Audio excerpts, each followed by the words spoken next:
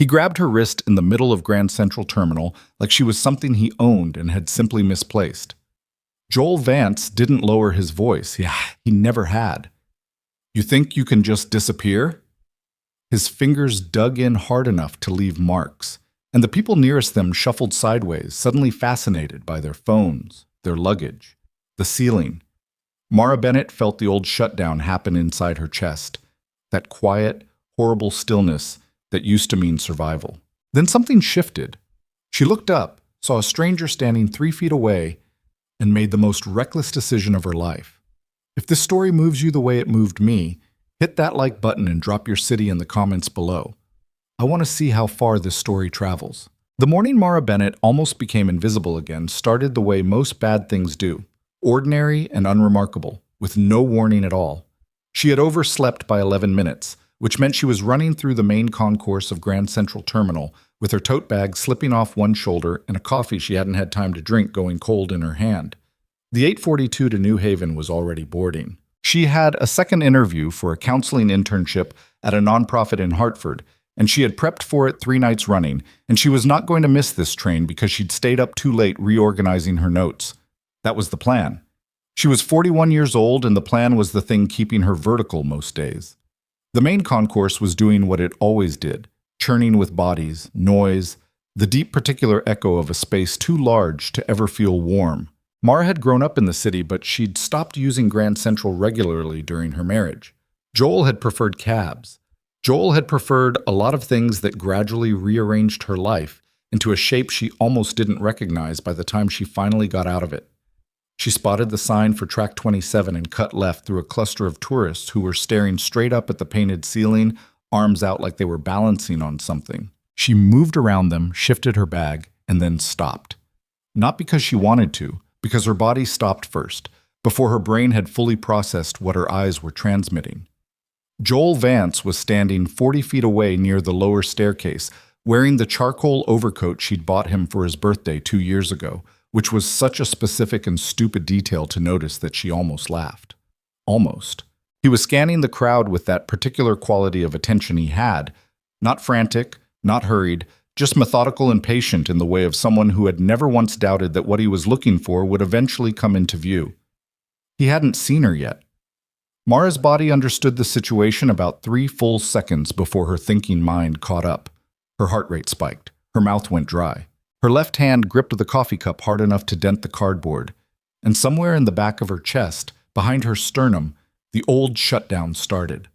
That quiet, horrible contraction she'd spent 18 months in therapy learning to name and interrupt. She named it. She was working on the interrupting part.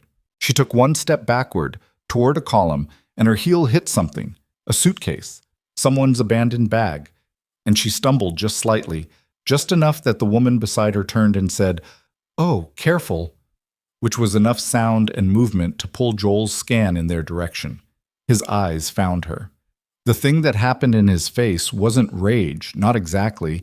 It was something more unsettling than rage. It was recognition. It was satisfaction, actually. The same expression he used to get when he'd been waiting for her to come home late, and she'd walk through the door right on schedule, proving once again that he'd been right to wait. "Mara." He started moving. She did too. She turned and walked fast. Not running, because running drew more attention, and he'd always been very good at making scenes look like her fault. And she went deeper into the concourse, away from Track 27, away from her train, trying to think past the noise in her skull. There were security guards somewhere. There was always security in Grand Central. She could go to the information booth. She could call someone. She nearly walked directly into him. The man was standing still, which was the only reason she didn't hit him at full speed. He was tall.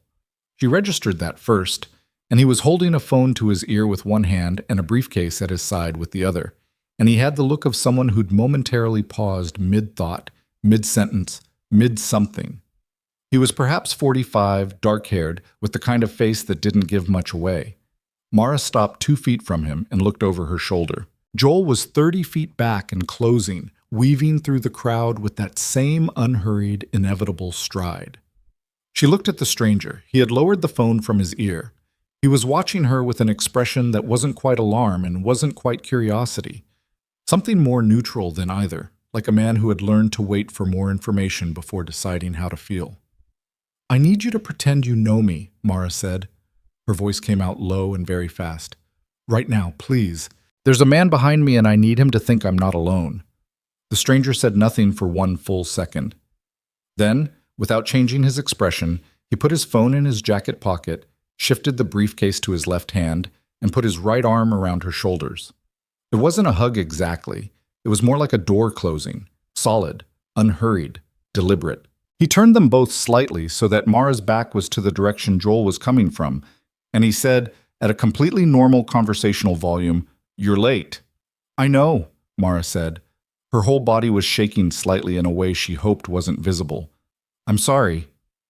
"The Carver meeting got pushed," the stranger continued, in the same easy, unreadable tone. "So it actually worked out." Joel's footsteps slowed. She felt it rather than heard it. The change in the air when someone who'd been moving with momentum suddenly hits something that doesn't fit their expectation. "Mara."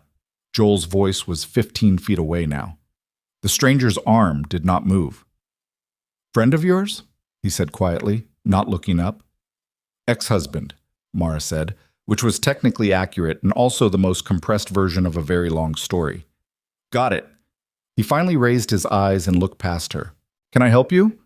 His voice, directed at Joel, was not hostile. That was the remarkable thing. It wasn't aggressive or performative or territorial. It was simply a question asked by someone who had absolutely nothing to prove. Joel stopped. He was 6 feet away, and up close, Mara could see the particular set of his jaw that she'd learned to read over 7 years of marriage. He was recalibrating. He did not like what he was looking at. "I'm talking to my wife," Joel said. "Your ex-wife," the stranger said. "She mentioned. We have things to discuss. She doesn't look like she wants to discuss them." That was the whole thing. That was all of it, laid out flat and plain. Mara had once spent an hour trying to explain to a couples therapist, one Joel had chosen, one Joel had effectively controlled, why she couldn't simply say that she didn't want to have a certain conversation. And here was a complete stranger doing it in one sentence, in a train station, before he even knew her last name. Joel's eyes moved to her. There was a message in them. "This isn't finished. This is not how this goes. I will find a different moment." And then he looked back at the man and seemed to make some internal calculation about the variables. "This is none of your business," Joel said. "She made it my business," the stranger said. "About 30 seconds ago." It was the mildness that won. Joel was very good at escalating, but you needed something to escalate against, and this man wasn't giving him anything to push on. He was a wall that didn't push back. Joel held the eye contact for another 3 seconds. Mara counted. She'd learned to count. And then he made a sound that wasn't quite a word, looked at Mara once more with that patient, waiting expression, and walked away. Mara stood very still for a moment. The stranger's arm dropped from her shoulders. "Thank you," she said. Her voice came out steadier than she expected. "Sure," he said. He picked his phone back out of his pocket and glanced at the screen. I wouldn't normally do something like that." "You don't have to explain it." She looked at him. He was already partly somewhere else.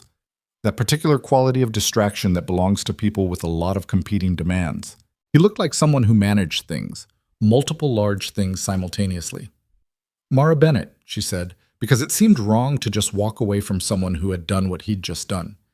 He glanced up from the phone. "Adrian Cross. I'm going to miss my train."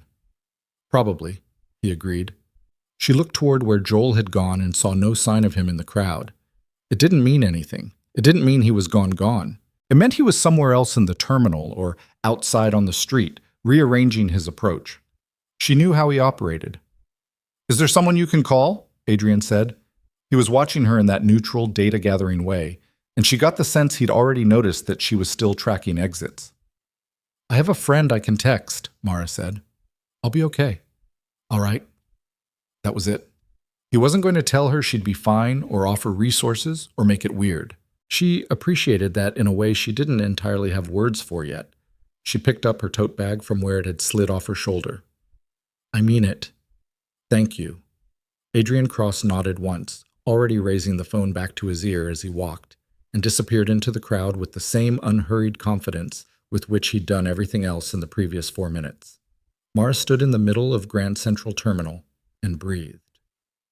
She texted her friend Dana from a bench near the Vanderbilt entrance, watching the foot traffic like she always did now, cataloging, checking, the habit she was trying to unlearn. Dana replied in 40 seconds, "Coming, don't move." Also, what happened to your train? The second interview would need to be rescheduled. The nonprofit coordinator was understanding about it, which Mara felt guilty about in a particular way. She didn't like needing understanding. She'd needed too much of it for too long, and it started to feel like one more thing she owed people. Dana arrived in 22 minutes in a yellow cab that she'd talked the driver into stopping in the wrong place, and she came through the revolving door with her coat half on and her hair doing its own thing, and she grabbed Mara by both arms and looked at her face like she was checking for damage. "I'm fine," Mara said. "You're not fine. Your hands are still cold." "It's March." "Mara, I'm okay. He didn't touch me. There was a man, a stranger. He helped." Dana pulled her outside onto 42nd Street, and they stood against the building while Mara talked, and the city went past them without any interest in their business, which was one of the things she'd always loved about New York. It had no investment in your suffering. She told Dana about the stranger, the arm around her shoulders, the 3-second stare down, the way he'd said she made it my business with all the force of someone reading a grocery list. Dana listened, then said, "Did you get his name?" "Adrian Cross." Dana's face did something. "Adrian Cross as in Cross Capital?" "I don't know what that is." Mara, Adrian Cross is very much not a regular person." "He seemed like a regular person." "He is one of the more private billionaires in the city. He does not show up at things. He does not do press. He built like 4 companies and sold 2 of them and started a private equity firm. And I think he owns a chunk of a shipping consortium and possibly a—" Dana stopped herself. "How did you find the one billionaire in Grand Central who would do that for a stranger?" "I nearly walked into him," Mara said. "He was just standing there." "They're always just standing there," Dana said. "That's what makes them terrifying." Mara went home. She lived in a 1-bedroom in Murray Hill that she'd moved into 14 months ago, after the divorce was finalized and the settlement was done, and she'd taken the minimum of what she was entitled to because taking more had felt like staying longer. The apartment had cream-colored walls and secondhand furniture and a window that looked out on a brick wall, and she had made it comfortable the way you make something comfortable when you're not sure yet if you're allowed to stay. Carefully, tentatively, as if setting down something borrowed. She changed out of her interview clothes. She made tea she didn't drink. She sat on the couch with her phone in her lap and tried to think about what she was going to do about Joel. The restraining order from the previous year had expired. Her attorney had told her she could renew it, but the renewal required documenting incidents, and the incidents were slippery. They were the kinds of things that sounded small when you said them out loud. "He followed me to a coffee shop. He called 11 times in one day, and then left a voicemail saying he was worried. He knows where I live, but I can't prove he came by the building. The incidents were designed to be slippery. That was part of the architecture of what he did." She pulled up the restraining order attorney's number and composed a text, then sat with her thumb over the send button for a while. She sent it. Then she put the phone face down on the coffee table and looked at the brick wall outside her window and thought, not for the first time, about how strange it was that you could spend 7 years learning to make yourself smaller and still not be small enough to disappear. She didn't think about Adrian Cross again until she saw the photograph. It was 3 days later. She was on her laptop working on a paper for her graduate program. She was 2 years into a master's in counseling psychology, mostly evenings and weekends. And she took a break and opened a news tab out of habit, and there it was on the front page of a gossip site that a friend had linked on social media. The headline was, "Cross Sighting, Who is the Mystery Woman?" The photograph was grainy, shot clearly from distance with a long lens, and it showed the main concourse of Grand Central Terminal. It showed a tall, dark-haired man with his arm around a woman's shoulders. The woman had her back mostly to the camera, but her profile was visible, and her tote bag was visible, and her coat was visible. And Mara recognized herself with the specific cold clarity of seeing something private made public without your consent. There were 3 more photographs in the gallery. One showed them talking. One, taken from a different angle, showed Joel standing several feet away, and the caption on that one read, "Unidentified man watches the exchange. Former spouse? New rival?" The piece was short on facts and long on speculation, as these things always were. It described Adrian Cross as notoriously press-shy and one of the city's most eligible and inaccessible figures, and noted that he had not been photographed with a woman in over 3 years. The mystery woman, the piece said, remained unidentified, but tips were welcome. Mara sat very still for a moment. Then she closed the laptop and pressed both palms flat on the table and thought about the particular cruelty of the fact that you could do absolutely everything right, make your exit, rebuild from scratch, protect yourself, and the world could still find a way to turn you into a story without asking. Her phone buzzed. Unknown number. She didn't usually answer unknown numbers, but something, the photograph still visible in her mind, the sense of a situation already in motion, made her pick up. "Ms. Bennett." The voice was a woman's, professional and unhurried. "My name is Claire Soto. I work for Adrian Cross. He'd like to speak with you if you're available. He's aware that this isn't an ordinary request." Mara said nothing for a moment. "He saw the photograph," she said. "Yes. And he wants to talk about it. He wants to make sure you have information and options," Claire said. "He's not assuming anything. He just wants you to have the full picture." It was the phrasing, the full picture, that got her.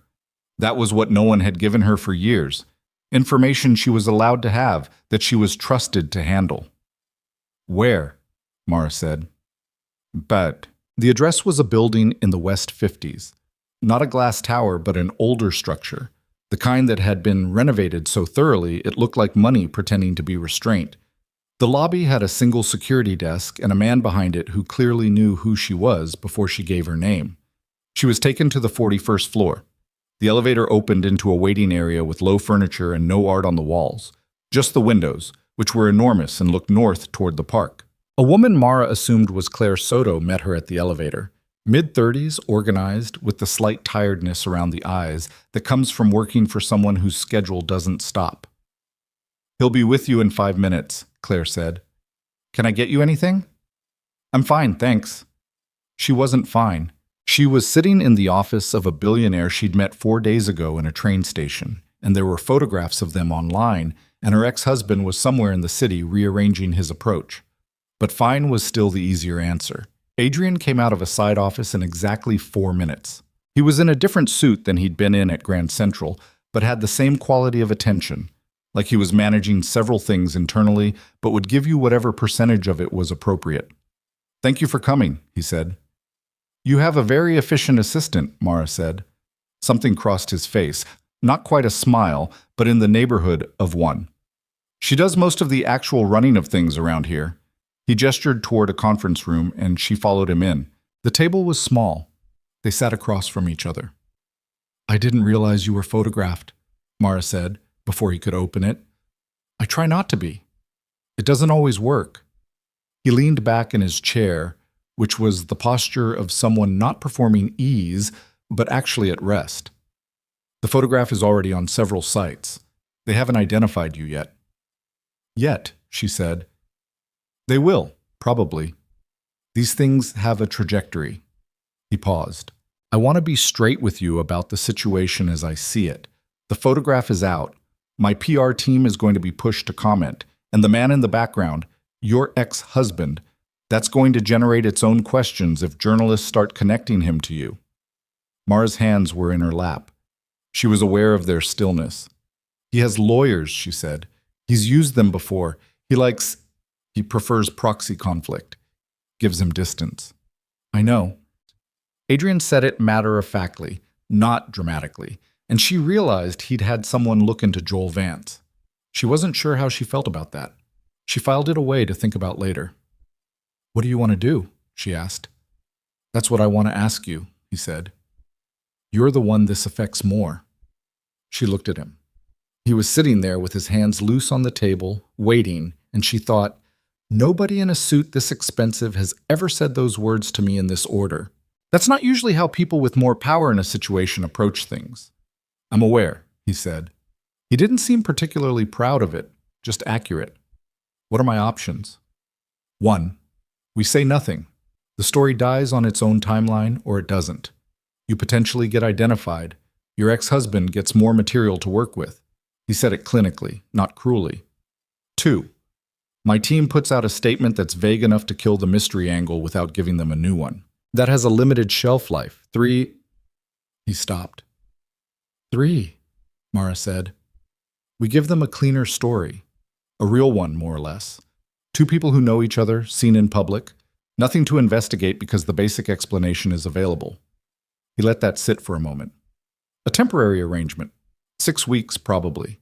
Long enough for the corporate negotiations I'm currently in the middle of to close, which would make me a less interesting target for this kind of attention. Mara sat with that. You're proposing a fake relationship, she said. I'm proposing a public one, he said. What happens privately is entirely separate. That's a distinction that involves a lot of trust in someone I met 4 days ago. Yes, he said, which is why you should say no if it doesn't feel right. The strange thing was that he meant it. She could tell. He was not performing reasonableness as a negotiation tactic. He was genuinely prepared for her to stand up and leave, and he would handle whatever came from that in some other way. She thought about Joel. She thought about the photograph spreading. She thought about lawyers and proxy conflict and what it meant to be in someone else's story against your will versus stepping deliberately into a narrative you'd agreed to. What are the rules? She asked. The nearest thing to relief she'd seen in his face crossed it briefly. We should talk about that, he said. Yes, Mara said. We should. They spent 90 minutes in that conference room, and it was the strangest negotiation Mara had ever been part of. And she had negotiated her divorce settlement across a table from a man who believed that making her cry would get him a better deal, so she had some basis for comparison. Adrian had a legal pad. He wrote things down. She found this unexpectedly reassuring. It meant he was treating the terms as real, not as performative gestures that would dissolve when convenient. The outline they arrived at: 6 weeks of selective public appearances, events, dinners, a few daytime outings that could be photographed without feeling staged. His PR team would handle narratives and responses. Mara would be consulted before anything about her personal life was included in any statement or briefing. She had the right to end the arrangement at any time with a 2-week wind-down. He would have no claim on her time outside of scheduled appearances, and nothing would be implied or suggested about the nature of their relationship beyond 2 private people who prefer to handle their personal lives quietly. That last one was his language, and it was good. It gave them both cover and told the truth in the same sentence. The thing about your ex-husband, Adrian said, when they'd gotten through the logistics. You don't have to. I'm not offering to handle it, he said, and something in the way he said it told her he'd considered and rejected that instinct already. I'm saying that if you run into a situation involving him, I want you to tell me. Not so I can intervene, so I know what we're actually dealing with. She looked at him for a long moment. You've been through something, she said. He met her eyes. Not the same thing, but something. It wasn't an explanation. It wasn't an invitation to ask further. It was just an acknowledgement of the fact that nobody sitting across from another person at 40-something arrives there without carrying something, and that recognizing this was not the same as asking to carry it for them. Okay, Mara said. Okay, you agree to the arrangement? Okay to all of it, she said, with the understanding that the first time your team includes anything about my personal history without asking me first, I walk. No wind down. Just out. He didn't hesitate. Fair. She picked up her coat from the back of the chair. Her hands were not shaking anymore. They'd stopped shaking somewhere around the second hour, which she thought was worth noting. Not because she trusted him yet, not really, but because something in the structure of the conversation had made her feel less like a variable and more like a participant. I'll need your direct number, she said. He pulled out a card, then seemed to think better of it and picked up the legal pad instead and wrote the number himself, tore the sheet off, and handed it to her. It struck her as a more honest gesture than a business card. Less polished, harder to dismiss. She took it. First thing, he said, standing. Dinner, Friday. Nothing elaborate.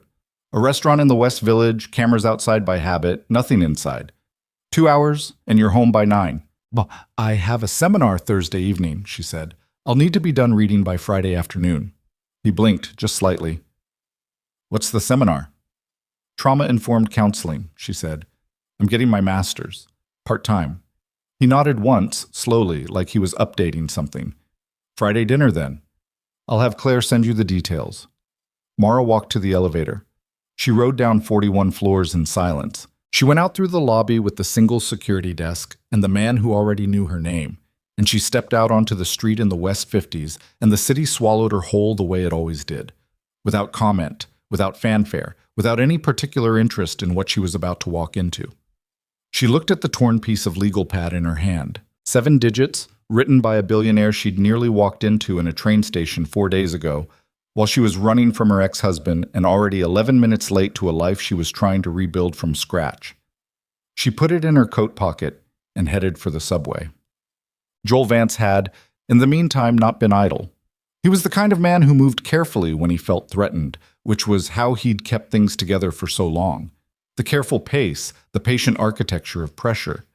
He had a lawyer on retainer whose specialty was making legally ambiguous situations feel very stable for his clients and very unstable for everyone else. He had money and the specific social confidence of someone who had always believed that his anger was justified, which made it sustainable in a way that other people's anger generally wasn't. He had also, as of 48 hours after the Grand Central encounter, hired a private investigator, not to follow Mara. That would be straightforward and documentable, and Joel was not careless. The PI was hired to look into Adrian Cross, specifically into the corporate negotiations Cross was currently conducting, and into whether there were any pressure points, any vulnerabilities, any places where a well-timed introduction of new information could complicate things. Joel didn't know yet what he was going to do with the information. He rarely knew at the outset. The information itself was the first move, gathering it, holding it, waiting for the right moment to let it do work. He sat in the back of a car going uptown and thought about the expression on Mara's face when she'd looked at him in that station. Not fear, exactly. Fear he understood. Fear was a language they'd developed over years. What he'd seen was something else, something new. He wasn't sure he liked it. He wasn't sure yet what to do with a version of Mara who looked at him from beside a stranger's arm and seemed, and this was the word his mind kept returning to, the one that made the inside of his chest feel tight, decided. He would figure it out. He always did. Mara rescheduled the Hartford interview for the following Tuesday. The coordinator was still understanding, which Mara accepted with less guilt this time. She was working on that. The guilt that attached itself to needing things, the reflex that said every accommodation was a debt. She called her therapist Renata and told her about Grand Central and the photograph in the conference room conversation, in that order. Renata listened without interrupting, which was one of the things Mara had spent 18 months learning to let her do. How did it feel? Renata said, agreeing to the arrangement. Strange, Mara said, but in a specific way. Not the way things felt with Joel, where strange meant wrong. Strange like, I was making a decision. An actual decision, with information that I could also unmake. Agency, Renata said. I know what you're going to say. I'm not going to say anything. I was just naming it. The agency thing. Mara stretched out on her couch, phone pressed to her ear, looking at the ceiling. Yes, that's what it felt like. I don't know if that's reason enough to trust someone. It might be reason enough to take a step, Renata said. Those aren't the same thing. Mara thought about that for a long time after she hung up. She pulled up her reading for Thursday's seminar. The chapter was on the difference between safety and comfort, how people who've been in controlling relationships often confuse the two. Because for a long time, the closest thing to safety available to them was learning to be comfortable with the discomfort, learning what shape to be to make the discomfort stop. She underlined a sentence near the bottom of the 3rd page. The body remembers what it felt like to be safe before the unsafe thing happened. Recovery is not learning something new. It is remembering something old. She read it twice. Then she set the book aside and opened her laptop and began revising her notes for Tuesday's interview, which she was going to nail this time, in a different coat, from a different train platform, on a day when her ex-husband would not be in that station because he had no way of knowing her schedule. because she'd finally stopped making her schedule predictable, stopped leaving traces, stopped unconsciously arranging her life around the shape of someone else's potential anger. She was working on it. Friday was 3 days away. She closed the laptop at 11:15 and made the tea she actually drank this time, standing at the kitchen window with the cup warm in her hands, watching the lights of the building across the way. Someone in a window directly opposite was doing dishes. Someone 2 floors below that was watching television alone. People living their private lives in parallel rectangles of light, none of it visible to the other, each one its own entire world. She thought about what it would feel like to sit across a dinner table from a man she didn't know and pretend, for the benefit of the cameras outside, to be someone who had already arrived somewhere, someone settled, chosen, not in the process of putting herself back together piece by careful piece. Then she thought, or maybe you don't pretend. Maybe you just sit there and be exactly what you are, which is a woman who made a decision with the information she had, who is not afraid and is not finished, who has a seminar on Thursday and an interview on Tuesday and a tote bag with a broken zipper she keeps meaning to replace, who drinks her tea now when it's hot instead of letting it go cold like she used to because she finally learned that she's allowed to have things while they're still good. The dishes across the way went dark. Mara finished her tea and went to bed. The Friday dinner was at a place called Orset in the West Village. Small, deliberately understated, the kind of restaurant that had been written about once, and then quietly became a place for people who didn't want to be written about. Mara arrived 4 minutes early, which was a habit from before Joel that she'd lost during the marriage and was slowly recovering. She stood outside for 2 of those 4 minutes, watching a man across the street with a long camera lens pretend to be interested in a parked car. She went in. Adrian was already there, which surprised her. He was at a corner table with his back to the wall. She noticed that because she always took the wall seat now, when she had the choice. And he was reading something on his phone with the focused expression of a person who reads everything the same way, whether it's a contract or a menu. He stood when he saw her. Not performatively, just stood. "You're early," she said. "Habit," he said. They sat down and looked at each other across a small table in a restaurant neither of them had chosen for reasons that had anything to do with the food. "The photographer outside is from a freelance agency that sells to 3 entertainment sites," Adrian said, picking up his water glass. "He's been there since 6. "I saw him," Mara said. "He wasn't subtle." "He's not supposed to be." Adrian looked at her evenly. "When we leave, we'll give him something to work with. Nothing dramatic. Just 2 people walking out together. My team can work with that." "What exactly will they say?" "That we've known each other for some time and prefer our privacy." Which is accurate, more or less, if you adjust the timeline. How much timeline adjustment are we talking about? Enough that a single Grand Central photograph doesn't look like the entire story. He set down the glass. "It's not a lie, exactly. It's a frame." Mara looked at him. "I'm aware of what framing is." Something in his expression shifted. Not embarrassment, but a kind of recalibration. "That came out wrong." "It came out like someone who's used to managing narratives," she said, not unkindly. "I'm not criticizing it. I just want to know when I'm inside one." He was quiet for a moment. "Fair." The waiter came. They ordered without ceremony. She got the halibut, and he got something with duck that he barely touched over the next hour and a half, which she noticed but didn't mention. The dinner itself was not what she expected. She had expected a performance. 2 people deploying pleasantness at each other across a table while both thinking about the man outside with the long lens. She had braced for the particular low-grade exhaustion of public-facing effort, the energy it took to maintain an external presentation while your interior was doing something different. What happened instead was a conversation. Not effortless. She didn't trust effortless anymore, but real. Adrian asked about her graduate program, and when she started to give the abbreviated answer she'd learned to deploy at cocktail parties, he asked a follow-up that made the abbreviation impossible. He wanted to know why counseling specifically. Not as small talk. He was actually asking. "I spent a long time not understanding what was happening to me," she said.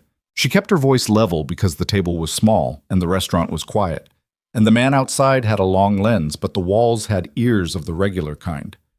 "And when I finally started to, I realized how many people were in the same place I'd been, with nobody who had the right language for it. I want to be the person with the right language." Adrian was quiet for a moment. That's not a small thing to want. No, she said. It isn't. He refilled her water glass without being asked, which was a small thing, but the small things were the things she'd learned to watch. You don't talk much about yourself, she said. I talk when I have something to say. Most people in your position talk constantly. Most people in my position are afraid of what happens if the room goes quiet, he said. I learned a long time ago that quiet rooms tell you more than loud ones. She thought about that. What does this room tell you? He looked at her directly. That you're measuring everything, which is reasonable given what I know about your situation, and that underneath the measuring, you're someone who actually has opinions about things and is waiting to see if it's safe to have them out loud. Mara picked up her fork and took a bite of the halibut and chewed it thoughtfully. That's either very perceptive, she said, or something you say to everyone. I don't do this with everyone, Chechen, he said. There was no vanity in it, just a statement of fact. Have dinner with near strangers under false pretenses? Have dinner, he said. I usually eat at my desk. She believed him somehow. He had the particular social stiffness of someone who was capable of warmth, but had spent a long time not practicing it, like a muscle that worked fine but had forgotten what it was built for.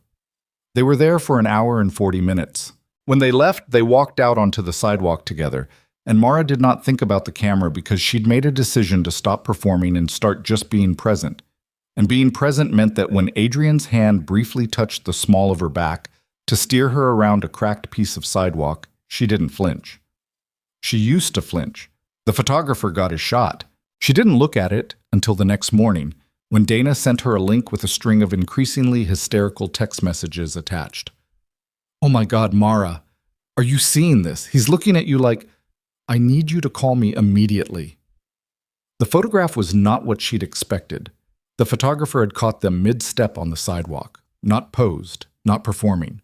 They were both looking slightly forward rather than at each other. But there was something in the image, the proximity maybe, or the angle of Adrian's head, that made it look less like a staged exit and more like two people in the middle of something ongoing. Her phone rang. Dana. I'm looking at it, Mara said. That man is absolutely not looking at you like you're a business arrangement. You can't tell what he's thinking from a photograph. I can tell what his body is thinking, Dana said. I've been married twice. I know body language. Dana, I'm just saying. Mara put the phone down and looked at the photograph again. She was looking for whatever Dana had seen. She wasn't sure she found it. What she found was two people who looked like they'd had dinner together and were leaving together, and neither of them looked uncomfortable. For now, that was enough. The first official public event was 10 days later, a benefit at a gallery in Chelsea that Adrian's firm had sponsored for the past several years. Mara went to her closet and stood in front of it for a long time, then called Dana in defeat. Navy, Dana said, without asking what she was looking at. Always navy for first impressions you're trying to control. I've already met him multiple times. You haven't met his world yet. That's the first impression that counts. The navy dress was one Mara had bought 18 months ago during a brief optimistic period when she'd imagined herself going to things. She put it on and it fit, which felt like a minor victory. She was 41 years old and had lost 9 pounds during the worst year of her marriage and was slowly gaining them back, which her doctor said was good and which Mara experienced as a constant low-level negotiation with her own reflection. Adrian sent a car. She told him that wasn't necessary, and he'd said, practically, that he didn't want her arriving separately because it complicated the story they were telling. She had accepted this, and then spent the car ride over, trying not to think too hard about the fact that she was a 41-year-old woman in a navy dress being driven to a gallery opening in a car that cost more than 4 months of her rent. The gallery was bright and loud, and full of people who had the specific quality of having been photographed before. They moved differently in a crowd, occupied space differently, turned their faces without thinking. Mara had grown up firmly outside any version of this world, and she knew how to move through a room, but she did not know the language of this one. Adrian was waiting near the entrance. He was in a dark suit with a white shirt and no tie, which looked effortlessly correct, and when he saw her coming through the door, he stopped the conversation he was in and came over, which she clocked because it was the kind of thing that got noticed. You look, he started. Don't, she said quietly. Just tell me who I need to know and what I shouldn't say to them. He blinked. Then, Elliot Marsh, white hair, near the bar. He's on my board and he'll try to find out everything about you. Answer nothing directly. The woman in the red suit is his wife. She's significantly smarter than him and much kinder. Talk to her if you need a break from the room. Don't mention anything about the Carver deal to anyone, even casually. And the photographer in the corner is from a magazine I have a controlled relationship with, so she'll get a few decent shots of us together and leave. Okay, Mara said. That's helpful. You asked. I appreciate being told actual useful things instead of being told to relax. Something shifted in his face again, that same recalibration. She was starting to recognize it as the expression he made when he'd filed something new about her. Mara. He said her name with a slight hesitation, like he was still deciding what came after it. I know this isn't... It's an odd situation. I want it to be as workable as possible. It's fine, she said. I've done harder things. He clearly wanted to ask what those things were. He clearly decided this was not the moment. She respected that. They went into the room. Elliot Marsh found them in 11 minutes, which was faster than she'd expected. He was 70 or thereabouts, white-haired as advertised, with the practiced warmth of someone who had learned early that warmth was a more efficient tool than its alternatives. Adrian, he said, with both hands out and a smile designed to feel like the first smile he'd ever aimed at you. And this must be... Mara, she said. She did not supply her last name. Mara. He held her hand a beat longer than necessary. Where are you from, Mara? The city, she said. Born here? More or less. He smiled at that.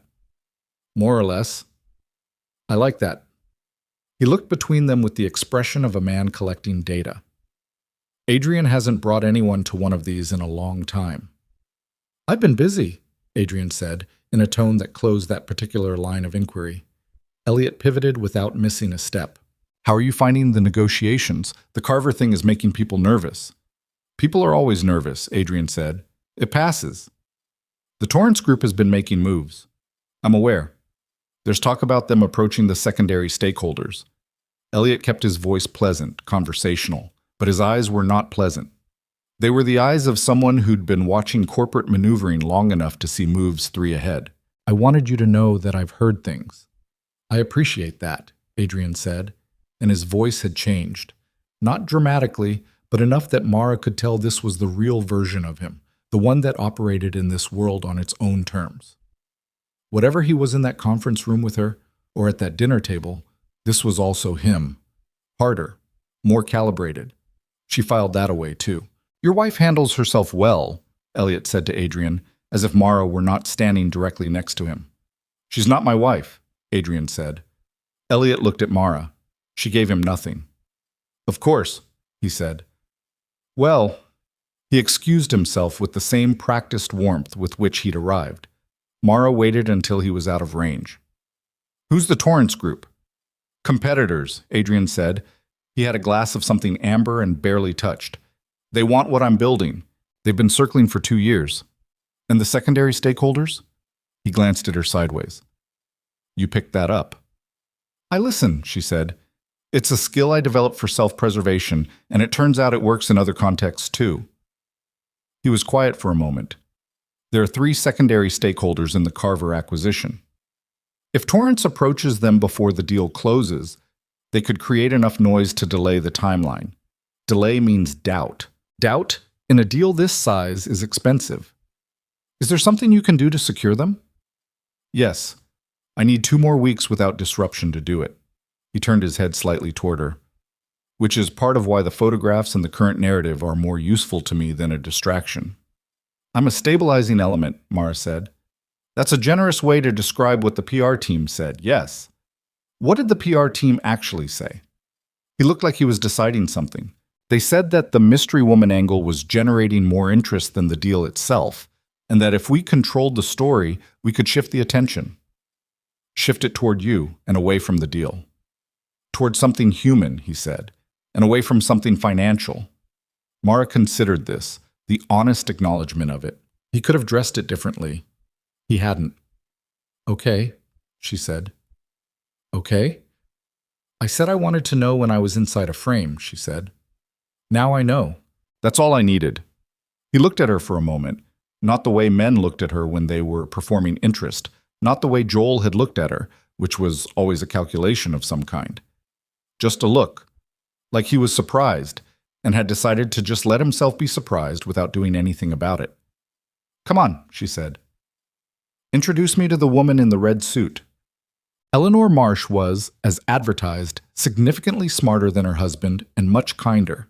She was also funnier, which Mara hadn't expected, and she had an opinion about the current state of arts funding in the city that she'd clearly been waiting to give to someone who would actually engage with it. They stood near the back wall for 40 minutes. Adrian checked in twice, once with a look that Mara interpreted as, "Are you okay?" and once with a look she couldn't quite read, and each time she gave him a small nod that meant, "I'm fine, don't rescue me, I don't need rescuing." He went back to his boardroom conversations each time. She appreciated that too. Eleanor said, at one point, "He's different with you, you know." "He's known me for about 2 weeks," Mara said carefully. "I've known him for 8 years," Eleanor said. "Different means something." She sipped her wine. The divorce was very hard on him. He doesn't talk about it. Men like that never do." Mara processed this information with the particular care she applied to unsolicited personal data about people she was still figuring out. "I didn't know he'd been married. Years ago, before all the—" Eleanor gestured at the room, at the gallery, at the implicit enormity of Adrian Cross's particular corner of the world. "I don't know the details. Nobody does, really, but it changed the way he operates." Mara thought about what he'd said in the conference room. Not the same thing, but something. She thought about the near-miss quality of that. Two people with entirely different damage sitting across a small table and sort of recognizing each other through it without being able to say so directly. That was the human thing, wasn't it? You never really knew what you were walking toward. You only knew what you were walking away from. Yeah. His office, she discovered on a Tuesday morning 3 weeks into the arrangement, was actually 3 connected rooms on the 41st floor, only one of which looked like what people imagined when they thought of a billionaire's office. The other 2 looked like somewhere people were doing actual work. Whiteboards covered in numbers and connector lines, stacks of documents with flagged pages, empty coffee cups that nobody had gotten to yet, a junior analyst asleep in a desk chair who startled awake when Mara and Claire passed through. She was there because Adrian had asked her to sign an updated version of their agreement. Her lawyer, a compact and perpetually caffeinated woman named Sasha Reeves, who Mara had specifically chosen for her own use after the divorce, had requested some language adjustments. Sasha had also, when reviewing the original terms, said, "This is actually really clean. His team did this well." And then, with the particular precision of a person who lives in subtext, "He protected you in the language, just so you know." Mara had not known what to do with that. She was sitting in the non-fancy office waiting for Adrian to finish a call when she heard his voice through the half-open door. Not what he was saying, just the register of it. The tone people use when something is going wrong and they are trying not to let it go more wrong through their own reaction. He came out 8 minutes later with the particular flatness around the eyes that meant he was managing something. "Sorry," he said. "Torrance Group?" she guessed. He looked at her. "How did you—" "The Elliot conversation. You said 2 weeks. It's been 3. He sat down across from her with something that was almost a sigh. They got to one of the secondary stakeholders. Lena Ferris. Small fund, significant leverage point. He loosened his collar slightly, a gesture so unguarded it probably would have surprised people who only knew him in formal contexts. "She's been approached. She hasn't committed either way, but she's listening. Can you talk to her directly?" "I have. She's cautious. She doesn't trust the deal timeline." He looked up. "She doesn't entirely trust me." "Why?" He was quiet for a beat. "There's a version of this acquisition story that looks like I'm building something and a version that looks like I'm stripping something. She's not sure which one is true. Which one is true?" "Building," he said, and there was nothing defensive in it, just the particular flatness of someone saying a true thing they're tired of having to repeat. "I have never built something in order to take it apart. It's the one thing I don't. It's the one principle I actually hold." "Does she know that?" "She knows my record." Records are backward-looking, Mara said. She wants to know who you are now. He looked at her steadily. And how would I demonstrate that? You just told me something true without any performance around it, Mara said. Do that. He was quiet for a long moment. You're suggesting I tell Lena Ferris. I'm suggesting you talk to her like a person instead of a deal, Mara said. People who are cautious for reasons. If you know the reason, you can address it. If you don't, you're just presenting again. I know her reason. Then you're not in the meeting to present. You're in it to acknowledge. Adrian looked at her with an expression she hadn't seen on him before. Somewhere between interest and the slight discomfort of someone being told something they already knew, but hadn't let themselves know they knew. You're going to be very good at this, he said. At what? The counseling thing. She thought about saying something deflecting and then decided not to. I know. He almost smiled. It was the closest thing to an unguarded expression she'd seen from him, and it lasted maybe 2 seconds before his face returned to its default register. But it was there, and she noticed it, and she filed it away in the particular drawer where she kept things she was not yet ready to do anything with. Claire knocked on the open door. Lena Ferris's office confirmed the 10 o'clock Thursday. Good, Adrian said. Claire left. He picked up the updated agreement pages and read through them with the focused efficiency of someone who actually read things. He signed where Sasha had marked and handed them across. Your lawyer is good, he said.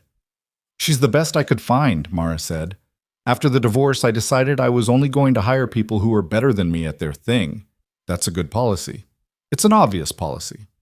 Obvious policies are the ones people most often fail to follow, he said. She signed her pages. Claire took the documents.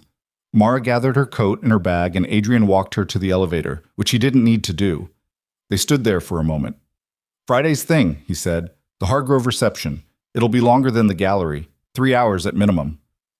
I know. Claire sent the brief. He nodded. He seemed to want to say something else. The elevator arrived. She stepped in, and he stood in the opening for one beat, hand on the door, in the way of someone who has thought of something at the last moment and hasn't decided if it's appropriate. I'm glad you didn't trip, he said. She looked at him. In Grand Central, he said, when you stumbled over the bag. If you'd actually fallen, the whole thing would have gone differently. I almost did fall, she said. I know. I saw. The elevator began its gentle signal that the door needed to close. He stepped back. The door slid shut. Mara looked at herself in the mirrored panel of the elevator, a woman in her 40s in a practical coat with a tote bag with a broken zipper that she kept meaning to replace, and thought about the particular randomness of the things that change your life. The bag on the floor, the 11 minutes, the man standing still in a moving crowd.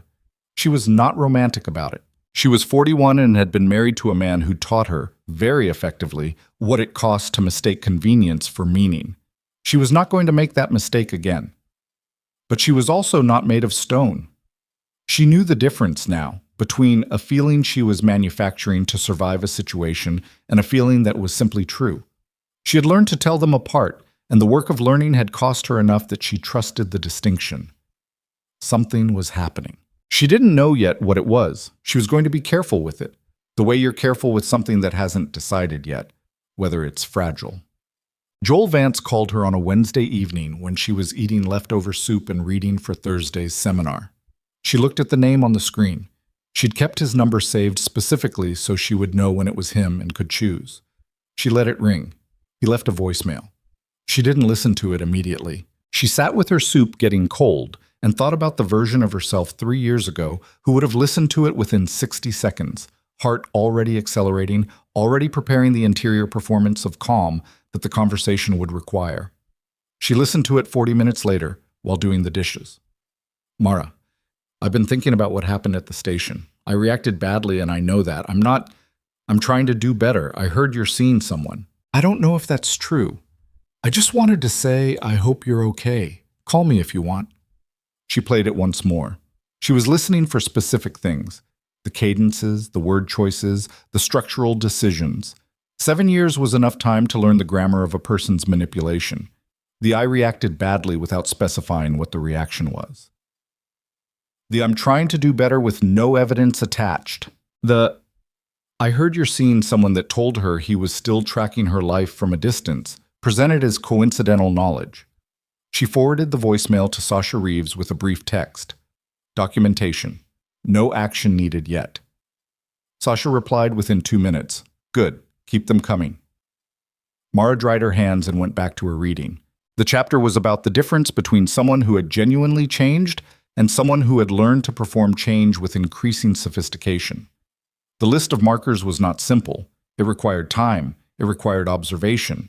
It required looking at actions instead of words over a long enough timeline to actually see the pattern. She underlined a sentence near the bottom. The person who has changed does not ask you to trust them. They give you reasons to, slowly, without keeping score. She put the book down and looked at her phone. She thought about calling Adrian and then thought about why she was thinking about calling Adrian and decided she was tired enough that her judgment about her own motivations was unreliable. She went to bed at 10:30. In the morning, there were 2 new photographs online from the Chelsea Gallery. The magazine photographer's work, clean and well-lit and professionally composed. In one of them, Mara was in profile talking to Eleanor Marsh, laughing at something, completely unaware of the camera. In the other, she and Adrian were standing beside each other watching something across the room, and they were not touching, not performing, just standing in the particular proximity of 2 people who had stopped needing to negotiate the distance between them. The caption beneath the second one read, "Cross and companion at a recent benefit." Sources close to the group described the relationship as serious and ongoing. Dana sent it to her at 7:42 in the morning. Sources. Close to the group, Mara. I'm a source close to the group. I would like to be consulted on future captions. Mara sent back a single laugh emoji and got into the shower and began preparing herself mentally for the Thursday seminar, which was on therapeutic boundaries and the ethics of dual relationships, and which she was going to attend as a student with a legal pad and absolutely no thoughts about whatever was or wasn't happening in her own life. She was working on this compartmentalization. Some days it was better than others. Outside her window, the brick wall of the building across the way was doing what it always did, just being there, solid and indifferent and completely unconcerned with anything she was managing. She found this, as she always did, oddly comforting. She got dressed. She had things to do. The Lena Ferris meeting changed things, though Mara didn't know it yet when Adrian came back from it on a Thursday afternoon and called her instead of texting, which he hadn't done before. She was between the subway and her apartment, still carrying her seminar bag, when her phone rang. "How did it go?" she asked, because she could tell from the single ring before she answered that something had shifted. "She's in," he said. "You acknowledged instead of presented." I told her the truth about what I was building and why it mattered to me personally, and she sat across the table from me for about 45 seconds without saying anything and then said she'd sign the secondary agreement by Monday. He paused. "That's the first time in 8 years I've closed something by talking about why I cared about it rather than why it made financial sense." Mara stood on the sidewalk outside her building with the wind doing something unpleasant to her hair. "How did that feel?" "Strange," he said. "Effective. Those 2 things aren't mutually exclusive." "No," he said. "I'm learning that." She was quiet for a moment. "Are we celebrating?" she asked. "Or is this still complicated?" "Both," he said. "Torrance will make another move, they always do, but the secondary stakeholders are now solid, which means the Carver deal closes on timeline, which means—" He stopped. "I'm explaining things you didn't ask to understand." "I asked," she said. "Several conversations ago, I asked. Keep going." Another pause, and this one had a different quality, something uncertain in it, something that didn't fit the way he usually inhabited silence.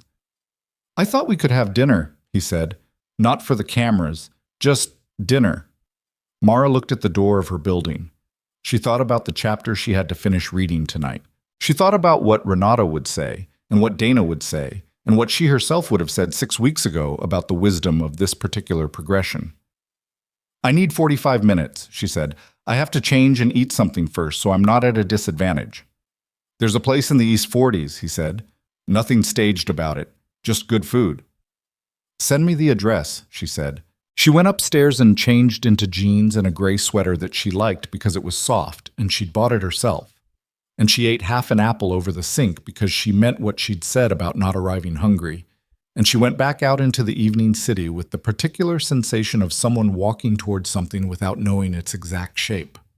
The restaurant was not impressive from the outside, which she suspected was the point. Inside it was warm and smelled like garlic, and had the low, comfortable noise of a room full of people eating without performing. No photographers, no carefully managed proximity to visibility, just a corner table and a man who stood up when she came in, and the slight awkwardness of two people sitting down to something that didn't have a contract attached. "This is different," she said. "Yes," he agreed. "Is it strange for you?" "Yes," he said again. He didn't dress it up. She picked up the menu, which was handwritten and had 3 items crossed out. She found this deeply reassuring in a way she couldn't fully articulate, the sense that things here were allowed to be imperfect and ongoing, that the world wasn't required to present itself as finished. "Tell me something about yourself that isn't in the public record," she said. He looked at her over his menu. "That's a significant opening." "Well, we've been doing this arrangement for 5.5 weeks, she said. "The public record version of you I could recite in my sleep.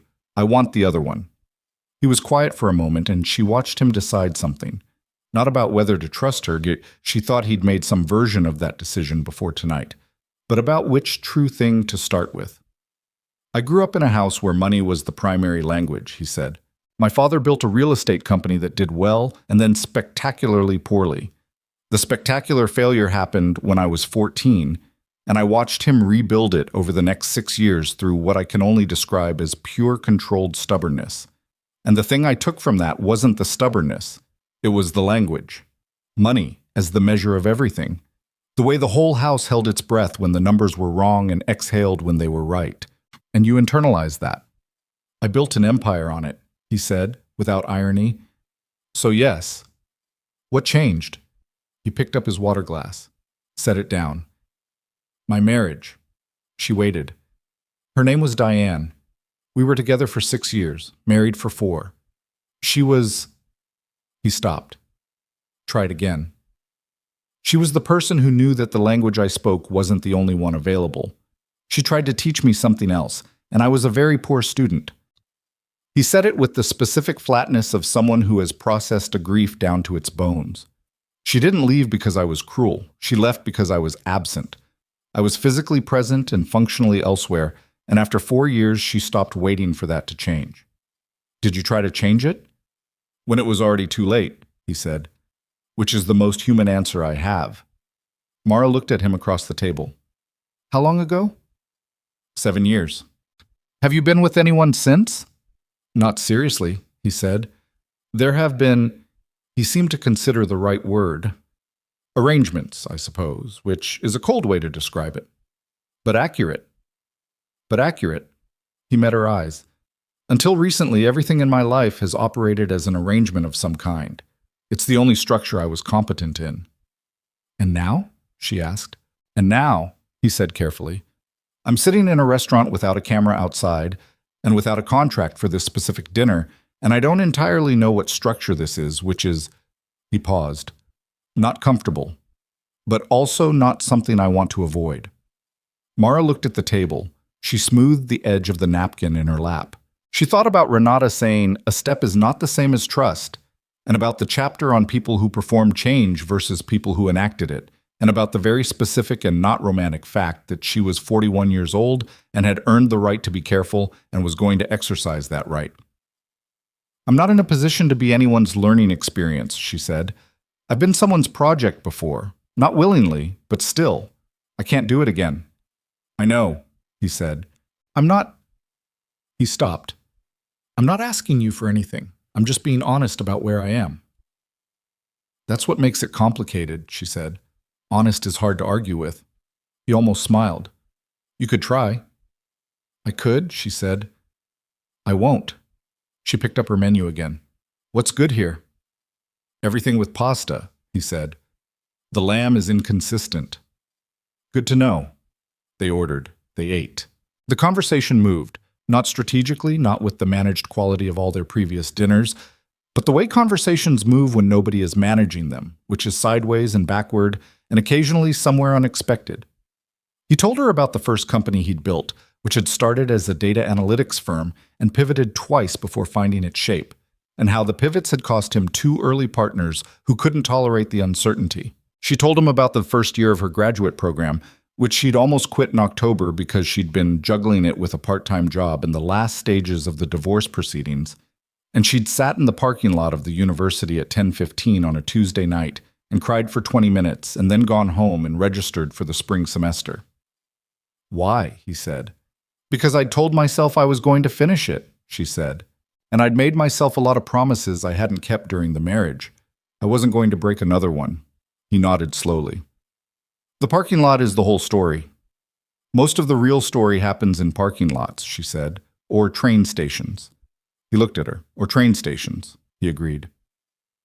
They stayed until the restaurant was mostly empty, and neither of them had noticed it happening, which was its own kind of information. Outside on the sidewalk, it was cold and clear, the kind of March night that remembers winter, and they stood for a moment doing the thing people do when they're not sure how to end something that doesn't have an agreed-upon structure. "The 6 weeks," he said. "End of next week," she said. "I know." He turned his coat collar up, a human and unpretentious gesture. "I don't want to assume what you want about after." "I don't know what I want about after," she said honestly. "I'm still working it out." "That's fair." "Give me the week," she said. "I'll think about it without any version of you in the room influencing the thinking." He nodded. "All right." She took the subway home. She sat in the rattling car and looked at the dark window across from her and thought about the parking lot in October and the chapter on change and what it actually looked like, measured over time, in actions rather than declarations. She was still thinking when she got home, changed, and finally opened her laptop to finish the reading she'd deferred. The document she found waiting in her email at 11:47 at night was not her reading. It was a PDF sent from an address she didn't recognize with the subject line, "Thought you should see this. She should have left it alone." She opened it. It was a 63-page internal strategy document. The header read, "Cross Capital, Narrative Management, Bennett Asset Integration." The date on the document was 2 weeks after Grand Central, 2 weeks after the arrangement began. Mara read the first page in the ordinary way, and then she read the second page, and something cold began moving through her chest, slow and methodical, like water finding its level. The document used the word asset to describe her. Not once. 11 times across the first section alone. It outlined the ways in which her background, her marriage, her public profile as a survivor of a controlling relationship, her graduate program in counseling psychology, could be deployed to counter the cold corporate narrative that had attached to Adrian Cross in recent press coverage. There were suggested interview angles, organic media moments, points at which her personal history could be referenced in press releases without direct attribution. One section heading on page 14 read, "Humanization Vectors." She was listed as the primary one. Page 22 contained a timeline. It mapped out week by week the public events of their arrangement and noted beside each the projected narrative benefit, gallery benefit, warmth/culture credibility, plus 12-point sympathetic coverage, alongside a column that measured the impact on coverage of the Carver deal. Page 31 was the one that made her put the laptop down and stand up. It was a summary of Mara Bennett's personal history as sourced by Adrian's PR team, her marriage to Joel Vance, the restraining order, the divorce proceedings. Her therapy records were not included, but her therapist's name was listed as a contact for potential background verification, with a note that subject is actively engaged in trauma recovery, which presents narrative opportunity if handled with care. She stood in the middle of her apartment. The brick wall outside the window was dark. The building across the way had its lights off. The city was doing its nighttime thing, indifferent and ongoing. Narrative opportunity if handled with care. She had been, the whole time, a human interest story attached to a corporate acquisition. Her trauma, her recovery, her rebuilding, all of it noted, categorized, assessed for its potential to make a private billionaire seem like someone worth rooting for. She thought about the conference room, the torn piece of legal pad. "I want you to have the full picture." She had not had the full picture. She thought about Eleanor Marsh saying he's different with you. She thought about the parking lot story she'd told over dinner 3 hours ago, which had landed so completely, which he'd understood so immediately, and she thought about whether that landing was genuine or whether it had been filed and cataloged and added to the asset profile. She thought about page 31. She sat back down on the couch and looked at the ceiling. The thing about being gaslit for 7 years is that afterward, you spend a very long time not trusting your own reading of situations. You second guess your hurt.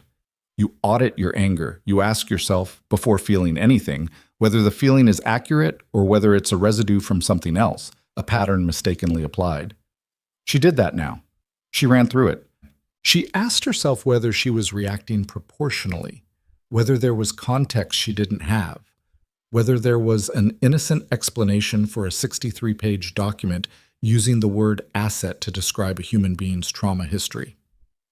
She didn't find one. She forwarded the document to Sasha Reeves.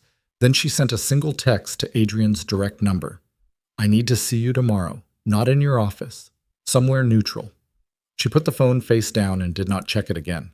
She didn't sleep much. He met her at a coffee shop in the 30s that was neutral in the way she'd specified. Not his territory, not a place with cameras outside, just a place with tables and noise and enough people that neither of them would perform. She was there first. She had the document printed, 63 pages in a folder, and she set it on the table between them when he sat down. He looked at it. Something happened in his face. Not performance, not management. Something that moved through and disappeared, the way genuine reactions do when people have learned to contain them. You've read it, he said. All of it. He was quiet. Did you know this document existed? She asked.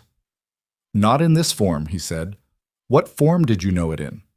He put both hands flat on the table, a gesture she'd come to associate with him, settling into something he didn't want to settle into. I asked my PR team to develop a narrative strategy around the arrangement. I approved the broad parameters. I did not review the specific language or the specific research they compiled. The specific research, she said, that's what we're calling it. Mara Bennett. They have my therapist's name, she said. She kept her voice level because she'd had years of practice keeping her voice level and because she was not going to let anyone see her break when she didn't want to break. Listed as a background contact, under narrative opportunity. They looked into my therapy. He closed his eyes for a moment. It was brief. It was real. I didn't authorize that. Did you tell them not to? He didn't answer immediately, and the silence was its own answer. You handed them the broad parameters, she said, which included me. You handed them a human being as a narrative asset, and then didn't look at what they did with it. And I understand that you're busy, and that the deal is large, and that there are a lot of moving parts. I understand all of that. She picked up her coffee and held it with both hands. But I sat across from you in a conference room on the first day and told you that the first time your team included anything about my personal history without asking me, I was out. That was the agreement. I know, he said. I'm not angry about being used, she said, which was not entirely true, but was the most honest version she could access right now. I made a business arrangement. I understood I had some value to it. I'm angry about... She stopped, found the words. I'm angry about the version where I sit in a restaurant and tell you about the worst year of my life and you absorb it and it goes somewhere I didn't consent for it to go. I'm angry that while I was deciding whether to trust you, there was a document being written about how to optimize my damage. He sat very still. He was not defending himself. She had half expected defense, the language of good intentions, the explanation that shaded things toward innocence. He was not offering any of it. You're right, he said. I know I'm right. I should have... He stopped, started again. I should have read everything they produced. I should have defined limits from the start, not just in the formal agreement, but inside my own team. I didn't do that. Not because I didn't think it mattered. He paused.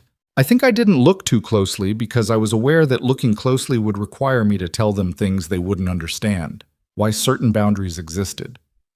Because you didn't want to explain me. Because I didn't want to explain what you were to me, he said, which is a distinction that matters. Mara looked at him. You realize that's almost more complicated, she said. Yes, he said. I realize that. She put the coffee down. She looked at the folder on the table. I'm ending the arrangement. I know. The 6 weeks are done in 4 days anyway. I know. I need you to understand that this isn't about the deal or the photographs or any of the external reasons we started this. She looked directly at him. It's about what page 31 says, about who I was in that document. I spent 7 years being someone's management project. I cannot be that again, even accidentally, even in a context where it was supposedly for mutual benefit. Adrian looked at the folder. He looked at his hands. He looked at her.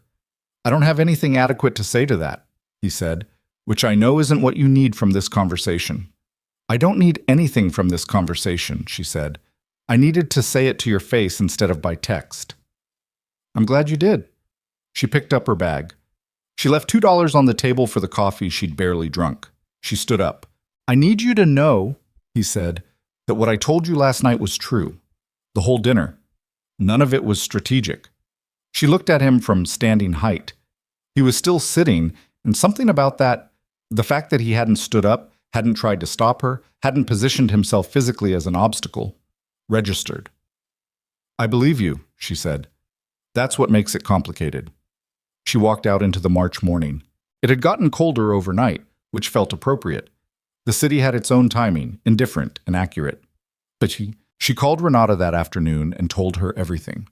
Renata listened with the particular quality of silence that cost real training to achieve. How do you feel now? Renata asked. Tired, Mara said. And clear, weirdly. It's like when you pull something out that's been lodged wrong and it hurts, and then you can breathe. You enforced the boundary you said you would enforce. Yes. And it cost you something. She was sitting on her couch with her knees pulled up, looking at the brick wall. Yes. Is that surprising? A little, Mara admitted. I thought doing the right thing for myself would feel cleaner. It rarely does, Renata said. It usually feels exactly like this, correct and painful at the same time. Mara was quiet for a moment. He didn't fight it. How do you feel about that? I don't know yet. She thought about it. Part of me thinks, good, he understood. Part of me is registering something else. What? That he looked like someone who knew he'd made a mistake before I even arrived. She paused. Not performing regret, actually sitting with it. Renata didn't say anything. I know, Mara said. I know what you're not saying. I'm not saying anything. You're not saying that I'm qualified to tell the difference between genuine and performed. Mara pulled her knees closer. But I've been studying that difference for 2 years in a graduate program, and 7 years in a laboratory I didn't choose. I think I can read it. I think you probably can, Renata said. What I would ask is, what does it mean if the regret is real? It means he's a person who makes serious mistakes and knows it, Mara said, which is true of most people. And it doesn't change what I needed to do today. No, Renata said, it doesn't. Mara stayed on the phone for another 20 minutes, not really talking about Adrian anymore, just talking about the internship she'd gotten in Hartford, which had come through the previous week. The coordinator had been understanding, and the Tuesday interview had gone well, and she'd gotten the call on a Thursday morning while she was on the subway, and she'd sat there with the phone against her chest for 3 stops, because she'd needed a moment before she could be in public with it. She hadn't told Adrian yet. She'd been going to tell him last night at dinner, and then the conversation had gone somewhere else, and the moment had passed, and then by 11:47 it had been irrelevant. She thought about that. She thought about the fact that her first instinct had been to tell him, not Dana, not Renata, him. She filed that in the drawer. The day after her conversation with Renata, Joel Vance's lawyer sent a letter to Sasha Reeves. Mara was in the library at the university, working on a case study for Thursday's seminar, when Sasha called. She stepped out into the hallway. He's filing for defamation, Sasha said, without preamble. What? He's claiming that your association with Adrian Cross and the media coverage around it has been used to imply, without direct statement, that Joel Vance is an abusive partner, causing damage to his professional reputation. Sasha said it in the brisk, unsurprised tone of someone who had been a lawyer long enough to be unshockable. It's creative, I'll give him that. Mara leaned against the hallway wall. Around her, students moved past with backpacks and coffee cups, having normal Fridays. Can he do that? He can file it. Whether it survives a motion to dismiss is a different question. Sasha paused. He's attaching paparazzi photographs as evidence, specifically the ones from Grand Central and the gallery. He's arguing that the narrative constructed around those photographs, the narrative, Mara said, presented him as a threat in the context of a romantic story, which he claims damaged him professionally. He grabbed my wrist in a public train station, Mara said. I know. There were witnesses. I know. I have 3, actually, from the PI work I did after you told me about the incident. Sasha's voice had the particular crisp energy of someone who has been waiting to use information. I've been quietly building a file since you first texted me, because I know how men like this operate, and I wanted us to be ready. Mara was quiet for a moment. He's trying to make me a defendant. He's trying to make you expensive, Sasha said, and to make Cross's team nervous enough to put distance between themselves and you, which isolates you. She said it without drama, just anatomy. It's the proxy conflict you described. He doesn't want to fight you directly. He wants to create a situation where the people around you have incentives to pull back. Will Cross's team pull back? I don't know, Sasha said. Do you want me to find out? Mara thought about the document, about page 31, about the coffee shop that morning, and Adrian's hands flat on the table, and I don't have anything adequate to say. I'll handle that piece, Mara said. You handle Joel's lawyer. That's the right call, Sasha said. One more thing. The P, I found something. What? Joel has been feeding information to the Torrance group. Sasha's voice was steady and precise. His PI was looking into Cross's corporate dealings, and it looks like some of what he found went to Torrance through an intermediary, financial pressure points, timeline vulnerabilities. She paused. He's not just coming after you. He found a way to come after both of you at once, which tells you how angry he is and also how capable. Mara stood in the university hallway for a long moment. The students moved past. Someone dropped something at the far end of the hall and bent to pick it up. Send me everything in writing, Mara said. All of it. Already drafted, Sasha said. Mara hung up and stood there for another 30 seconds, doing the thing she'd learned to do. Naming the feeling, which was not panic, was not the old shutdown, was something harder-edged and more purposeful that she was still learning to use properly. Something that said, I see what this is, and I know what it costs, and I am not going to let it cost more than it should. She went back into the library and texted Adrian. Joel has filed a defamation suit. It's weak, but it's designed to be disruptive. There's something else you need to know. Call me when you're out of whatever you're in. She sat down at her table and looked at the case study in front of her, and she read the same paragraph 3 times without absorbing it, and then she put the case study to the side and opened her laptop and pulled up the notes she'd been accumulating for the past 5.5 weeks. Observations, patterns, the things she'd been filing in the drawer because she hadn't been ready to look at them. She looked at them now. She was a woman who had spent years learning to see clearly through fog deliberately created by someone who needed her not to see. The fog was gone now. The visibility wasn't always comfortable, but it was hers. Adrian called at 2:15. She walked back out to the hallway and answered it. I saw your text, he said. He sounded like he'd been in something difficult for the last several hours, which she suspected he had. Tell me, she told him. She did it in order, the defamation filing, Sasha's file, the 3 witnesses, and then the last thing, which she delivered without softening. Joel's PI fed information to the Torrance group, she said. Financial pressure points and timeline vulnerabilities on the Carver deal. I don't know how much or how specific. My lawyer is sending the documentation. Silence on the other end. A different quality than his usual silence. He used his investigation of you, Adrian said, to get inside my deal. Yes. How long has this been going on?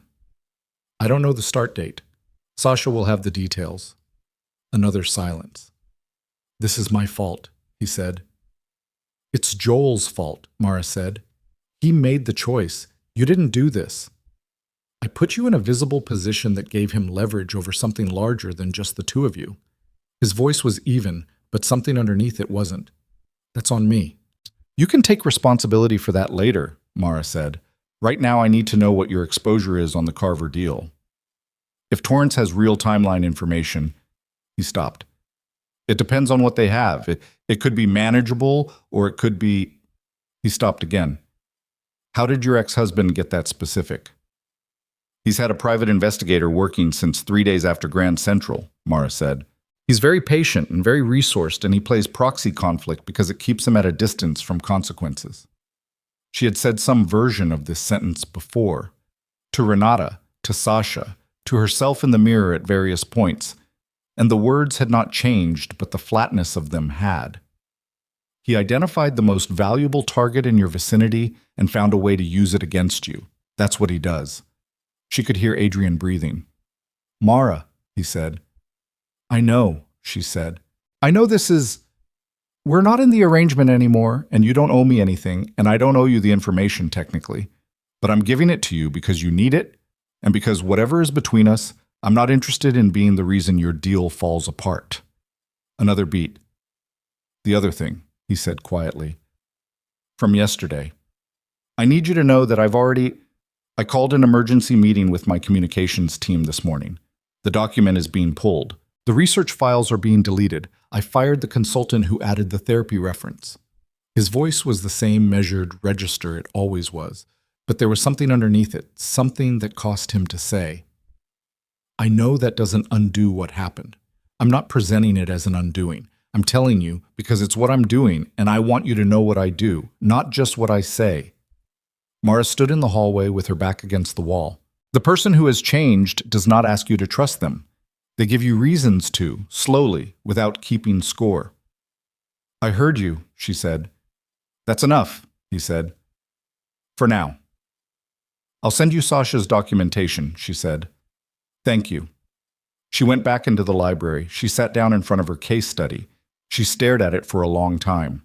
Outside the library windows, the city moved at its relentless pace, unconcerned and ongoing, full of people navigating the specific and various complications of having made themselves available to other people, the cost and the difficulty and the occasional terrible beauty of being someone who was not willing, despite everything, to stop.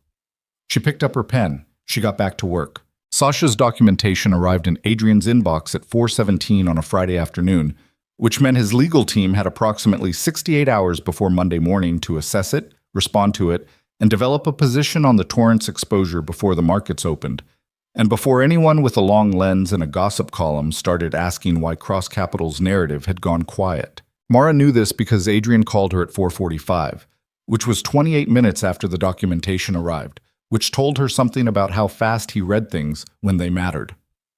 How much of this did you know before today? He asked.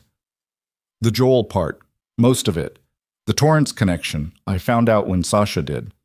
She was at her kitchen table with her laptop open and a mug of coffee going cold beside it, which was a habit she was still working on. How bad is the exposure? Manageable if we move fast. His voice had the particular clipped quality of someone triaging. The timeline information Joel's PI passed through is 6 weeks old. Most of it we've already adjusted for. There's one pressure point that's current and real. A clause in the secondary agreement with Lena Ferris that has a 14-day window Torrance could theoretically exploit if they found the right regulatory angle. Can you close it? My legal team is on it. It'll cost 2 days and approximately $100,000 in expedited filings. He said the number without drama, the way people say numbers that are large to everyone else but have long since lost their weight. That's not the problem. What's the problem? He was quiet for a beat. Joel's defamation filing. His lawyer copied 3 financial journalists on the initial notification. That's not standard practice. It's a signal. Mara understood immediately. He wants the story in the press before you can shape it. He wants it in the press before the Carver deal closes, Adrian said. If it runs before Monday with enough noise, it spooks stakeholders. Torrance gets their opening, and the deal either delays or fractures. And the defamation claim itself doesn't have to win. It just has to run. She sat with that for a moment. It was calm. The architecture of it was recognizable. The proxy mechanism, the carefully designed collateral damage, the patience of someone who had set a thing in motion and was now simply watching it go. Joel had always been better at systems than at confrontations, Direct confrontation was observable and documentable. Systems were harder to fight because by the time you identified the mechanism, you were already inside it. "What do you want to do?" she asked. "I want to get ahead of it," he said. "A statement from my office tonight that addresses the defamation claim directly. Not defensively, just factually, and with enough context that journalists have the accurate version before they get the filed version." "Your PR team writes it." "My PR team drafts it. I review every word." His voice was flat in a way she recognized. "After this week, I'm not releasing anything about this situation that I haven't personally read line by line." She picked up the cold coffee and put it back down. "I need to be consulted on anything that references me or the arrangement." "You will be. That's why I'm calling you at 4:45 on a Friday." She thought about the 63-page document. She thought about page 31. She thought about the fact that she'd ended the arrangement 48 hours ago and was now, of her own will, on the phone problem-solving with the person she'd ended it with, and what that said about the particular complexity of situations that didn't resolve cleanly. "Draft it," she said. "Send it to me before it goes anywhere." "Give me 2 hours," he said. He sent it in 90 minutes.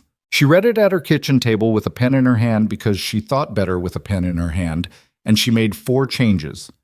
2 of word choice, 1 of emphasis, 1 that removed a sentence she felt treated her as a sympathetic figure in Adrian's story rather than a person in her own, and sent it back. He accepted all 4 changes without comment. The statement went out at 8:17 that evening.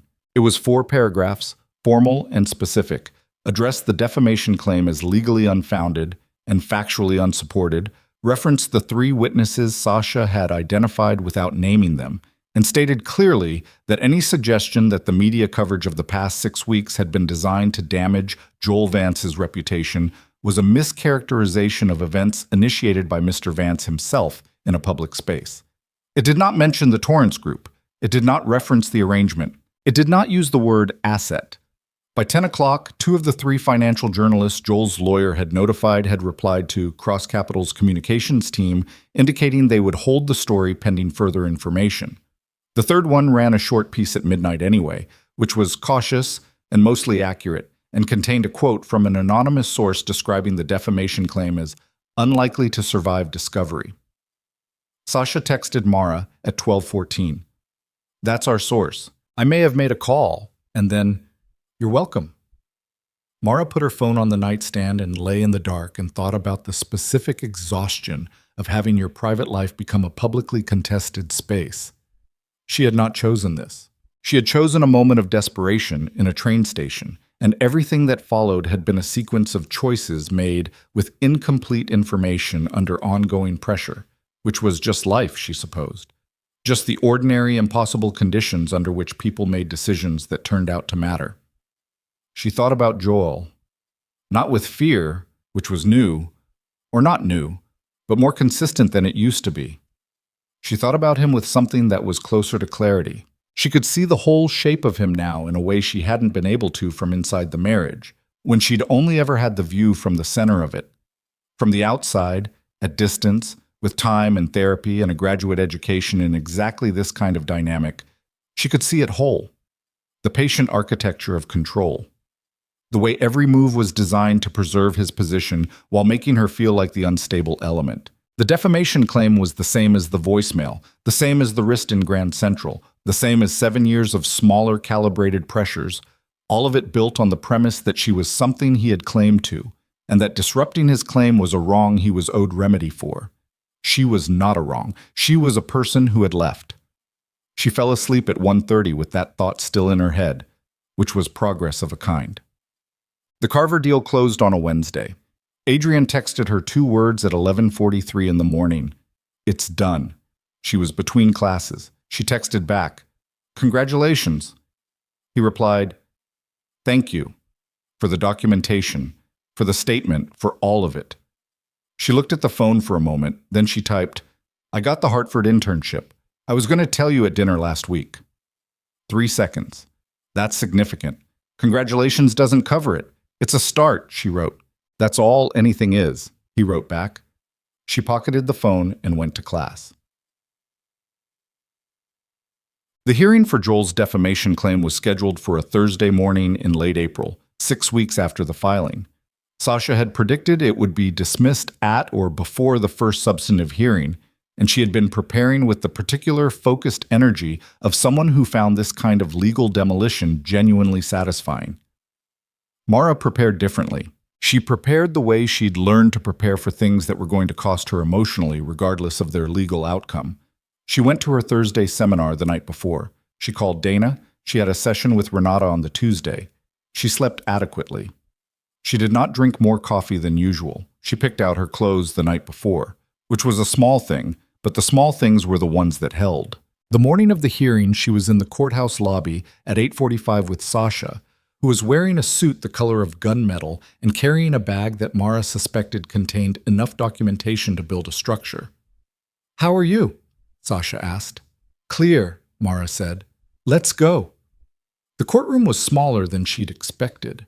She'd built it larger in her imagination over the weeks of preparation, the way you build things larger when you're afraid of them. It was just a room, fluorescent lights, a judge who looked like she had approximately no patience for wasted time. Joel was already there. Mara had not seen him since Grand Central. 6 weeks of legal filings and media statements and proxy conflict, all conducted at the remove that was his preferred operating distance. And now he was 20 feet away in the same small room, wearing a suit she didn't recognize, sitting with his lawyer with the composed, patient expression of a man who believed he was in a stronger position than he was. He looked at her when she came in. She looked back. She did not look away first. She sat down beside Sasha and put her hands in her lap and breathed. The judge called the session to order at 9:02.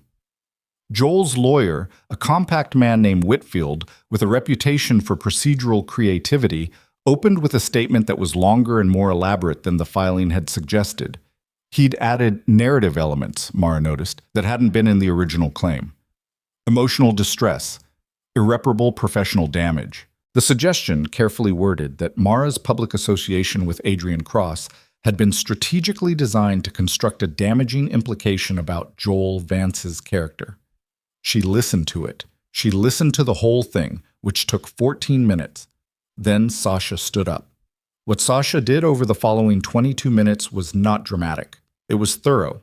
She laid out the 3 witness accounts from Grand Central in the order they occurred, with specific times and locations. She submitted security footage from the terminal, which she had obtained through proper channels 6 weeks ago and had not mentioned to Mara until this morning in the lobby, with the calm of someone producing a trump card she'd been keeping warm. The footage showed Joel Vance crossing the main concourse in the direction of the woman he had identified in the terminal. It showed his approach. It showed his hand on her wrist. It showed 7 seconds. Whitfield objected on relevance. The judge overruled him with the expression of someone who had been on the bench long enough to know what relevance looked like. Sasha then submitted Joel's PI's billing records, obtained through discovery, which documented surveillance activities beginning 3 days after Grand Central and continuing for 4 weeks.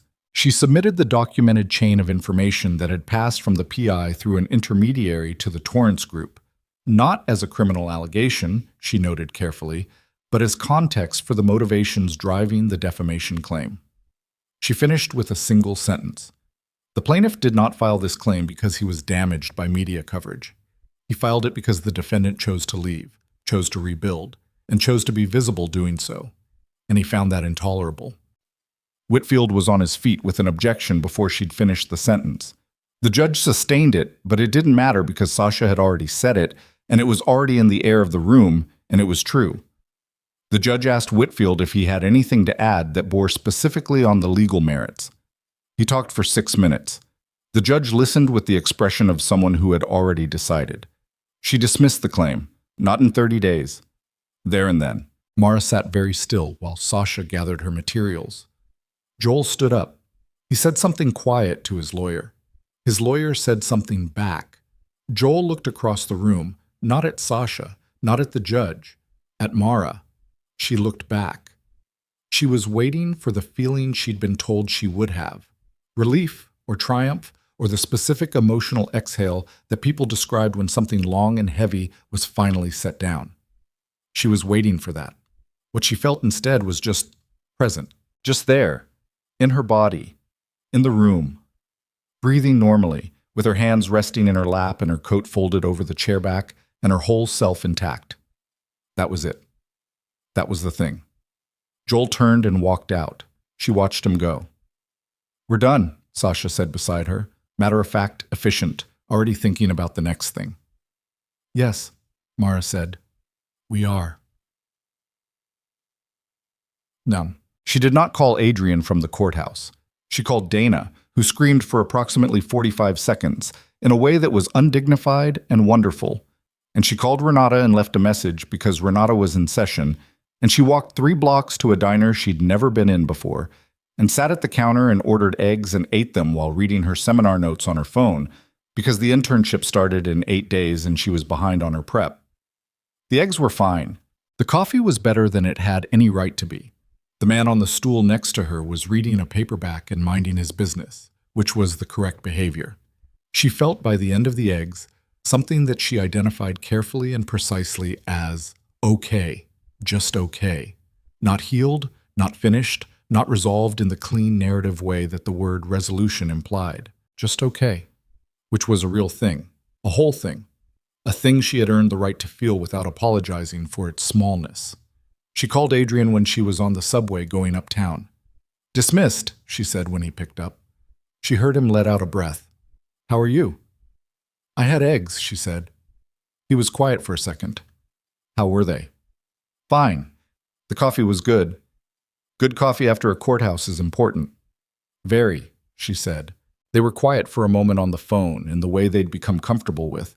Not filling, not managing, just the simple fact of being on a line together. "Can I ask you something?" he said. "Yes." "What did you feel when it was over?" She thought about how to say it. "Present," she said. "Just present." Which sounds small but isn't. "No," he said. "It isn't." She changed trains at 59th Street, tucking herself against the door while the car shifted and filled.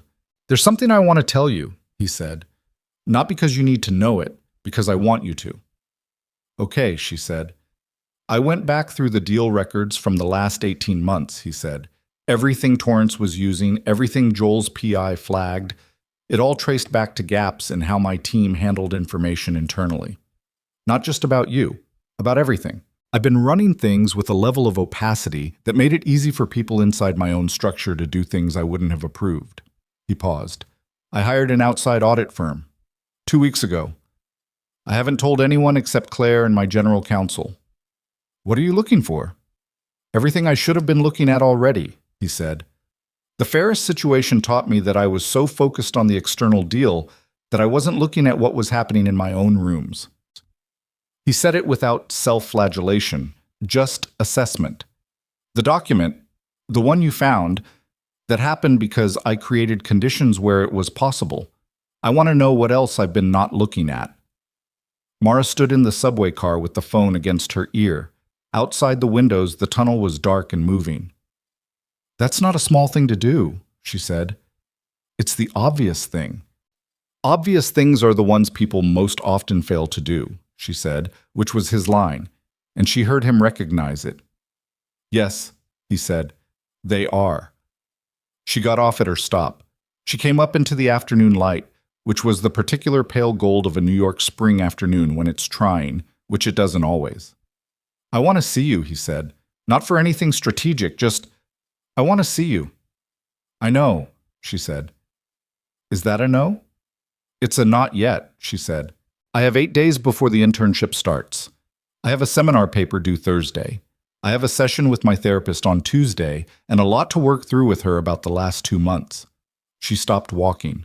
"And I'm still figuring out what I want. I told you I needed the week to think, and then the week became a lawsuit and a deal and a document and everything else, and I still haven't actually done the thinking."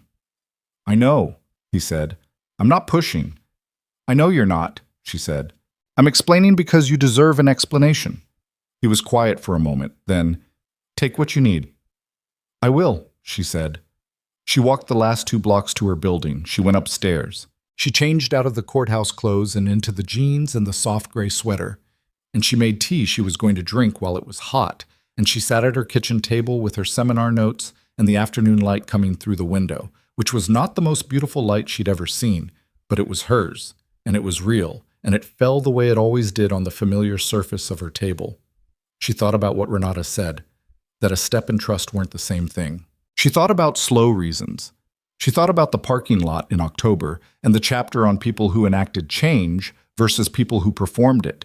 And she thought about a man sitting across a small table with his hands flat on a surface and his eyes steady and his voice saying, "I don't have anything adequate to say to that," without dressing it up or making it smaller. She had kept a list, not on paper. Renata hadn't suggested that, and she hadn't needed to write it down. It was just a list she kept in the part of her mind that had learned to watch and measure. A list of the things Adrian Cross had done, not said. The 4 changes to the statement accepted without argument. The emergency meeting the morning after the coffee shop. The fired consultant. The audit firm hired quietly and mentioned only because he wanted her to know what he did. The list was not long. It was 6 weeks old. It was not proof of anything except that the record existed and she was allowed to read it. She was not going to rush. She was not going to make herself smaller to fit a timeline, or perform certainty she didn't have, or decide anything before she was ready. She had been married for 7 years to a man who had needed her decisions to be made on his schedule, and she had spent 2 years learning that her schedule was the only one she owed anything to. But she was also not going to pretend the list wasn't there. She opened her seminar notes. She read for an hour with the focused attention that was becoming easier every month, her mind doing what she was asking it to do, the way a body does when you've been rebuilding it, not perfectly, not without effort, but increasingly on her own terms. At 4:30, her phone buzzed. Not Adrian, her cohort group chat, her classmates from the graduate program, 8 people who had been in the seminar together for 2 years and had the particular bond of people who had spent that time discussing the most difficult things human beings do to each other and to themselves, and had somehow found it funny about a third of the time. Someone had sent a photo of a mug with terrible motivational text on it. Someone else had sent a worse one. The chat devolved rapidly, as it always did, into something that had nothing to do with counseling methodology and everything to do with the fact that these were people who needed, periodically, to remember how to be stupid together. Mara sent the most aggressively terrible motivational mug she could find on short notice and returned to her reading to the sound of her phone buzzing with laughter at regular intervals, which was, she thought, exactly the right kind of noise for a Thursday afternoon after a courthouse and a dismissed claim and a piece of her life settling impermanently and imperfectly into a new shape. She called Renata on Tuesday as scheduled. The session ran longer than usual, which Renata allowed because it needed to. "I want to be clear about something," Mara said, near the end of it. "I'm not staying afraid of being hurt again. I know that's been the operating mode for a while. But I also don't want to overcorrect. I don't want to be brave as a performance." "What does brave look like to you?" Renata asked. Mara thought about it. Letting something be real while also being honest about what I don't know yet. Not protecting myself from the possibility by deciding it's not real before it has a chance to be. "Is that what you've been doing?" "Partly," she said. "The document was real. My response to it was right, but I've also been using it a little bit as a reason to delay feeling something that I was already feeling before I found the document." She paused. "And I'm qualified enough at this point to notice when I'm using a legitimate grievance as an emotional hedge. What would you like to do about that?" "I think," Mara said carefully, "I'd like to have a conversation. A real one, without any external pressure in the room. Without a lawsuit or a deal or a photograph outside." She looked at the brick wall through her window. "I want to see what's there when none of that is there." "That sounds like a reasonable thing to want," Renata said. "Yes," Mara said, "it does." She texted Adrian that evening. Not a long text, not a negotiation or a list of conditions, just, "The paper's in. Internship starts Monday. I have Saturday afternoon free if you do." He replied in 4 minutes. "I have Saturday. What do you want to do?" She thought about it. "Something ordinary," she wrote. "No reservations. No cameras. Something that could happen to anyone." A pause. Then, "There's a farmer's market in Union Square. I haven't been to one in years." She looked at her phone. "That's the most normal thing you've said to me in 2 months," she wrote. "I'm working on it," he wrote back. She put the phone down and looked at the ceiling and felt something she didn't rush to name. Just let it exist in the room for a moment, take up the space it was entitled to, without being filed or measured or audited.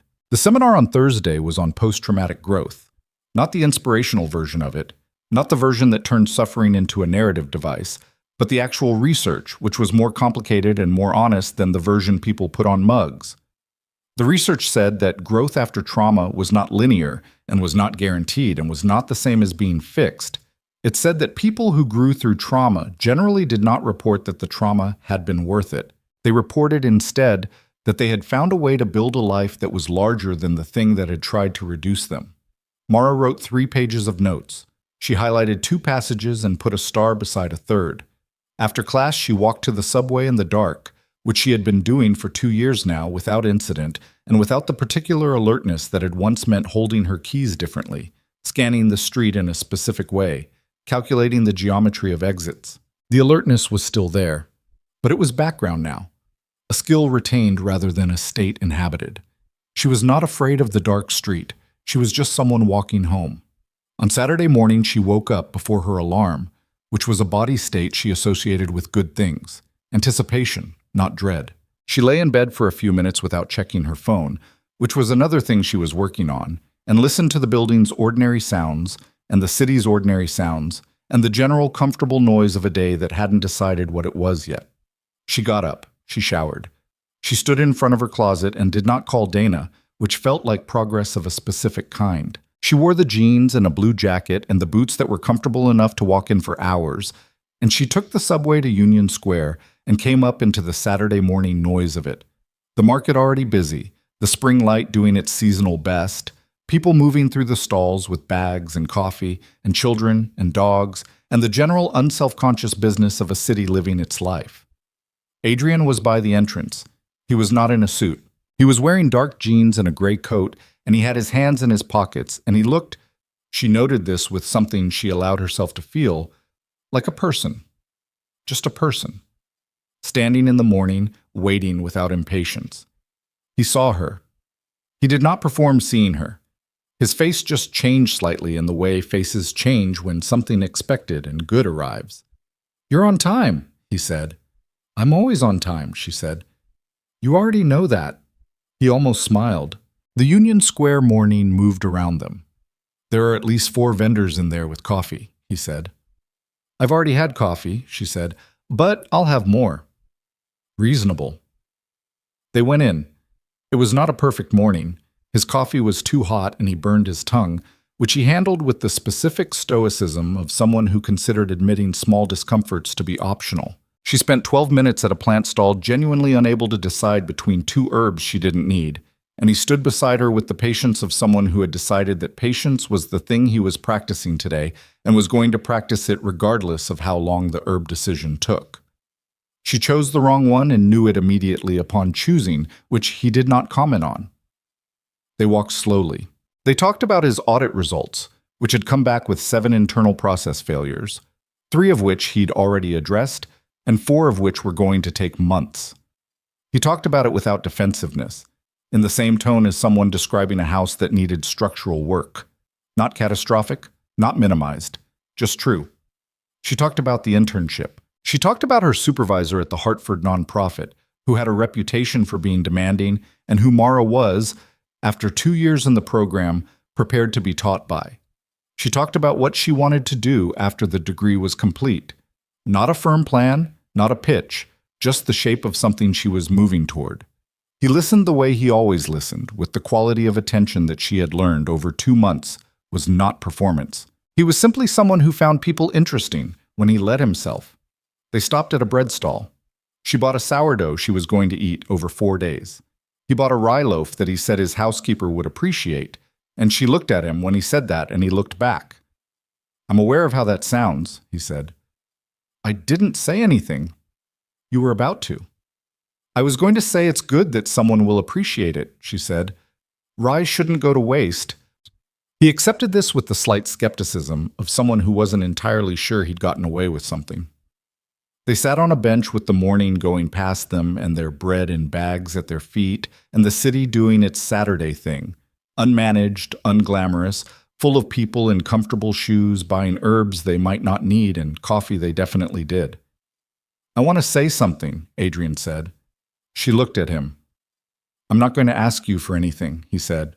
"I know you said not yet, and I know you meant it, and I'm not trying to move that." He looked at the market, not at her, which she found easier to hear things in somehow. "I just want to say that I understand now what I didn't understand 2 months ago. What it costs to trust someone after the kind of thing you've been through. I didn't understand it fully when we were in the arrangement. I thought I did. I thought my own experience gave me enough of a read on it.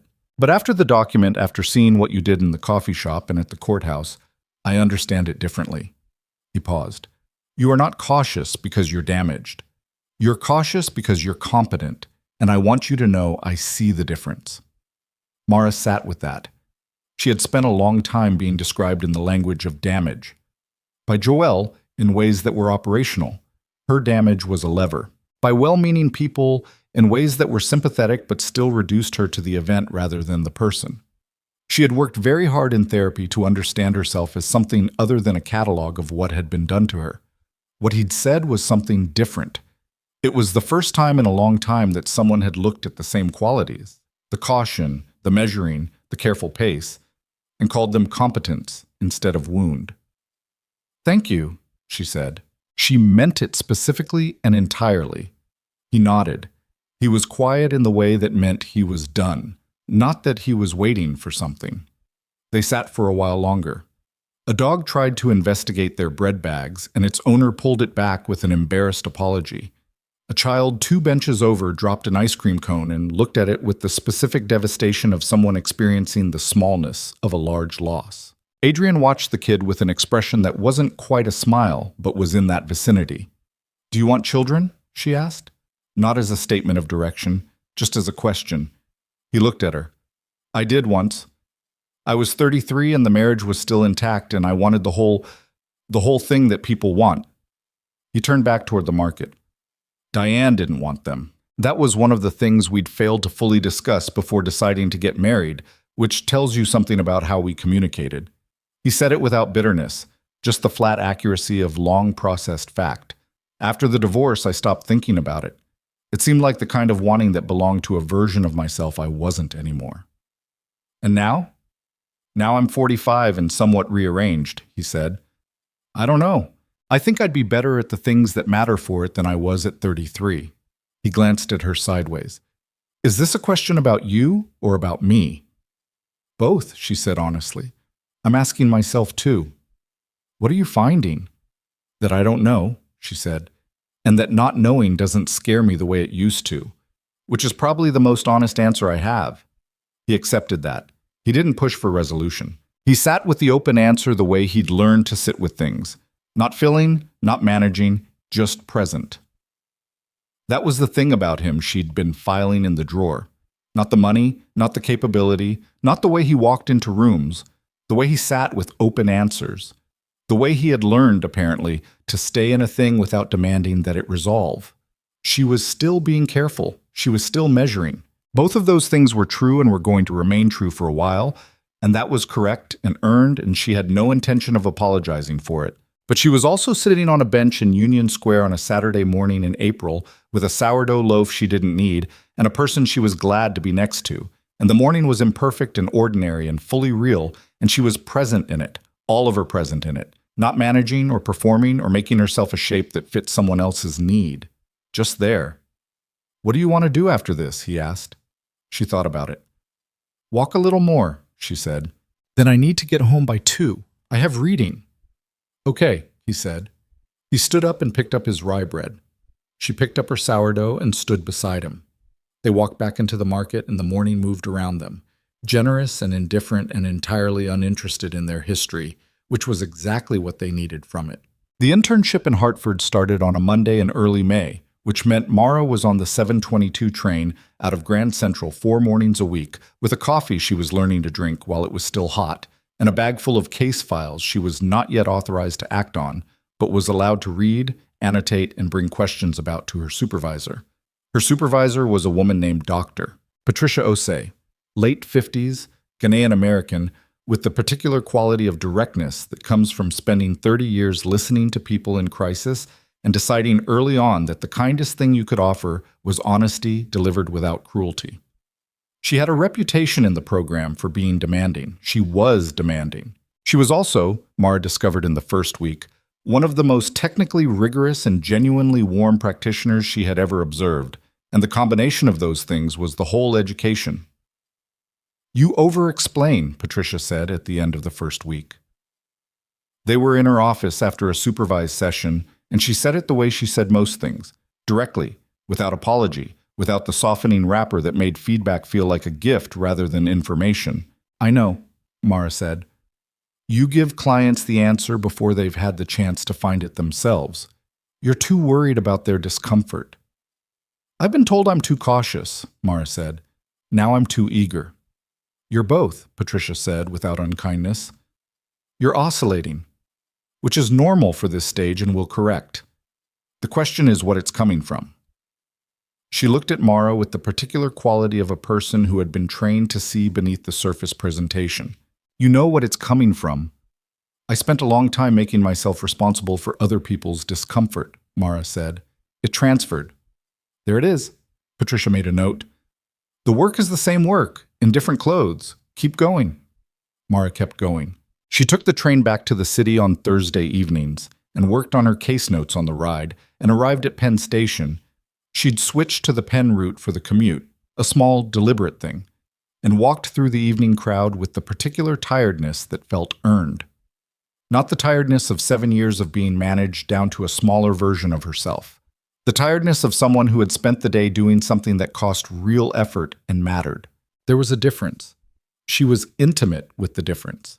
She and Adrian had settled into something that did not have a formal name and did not need one. Saturday mornings, most weeks.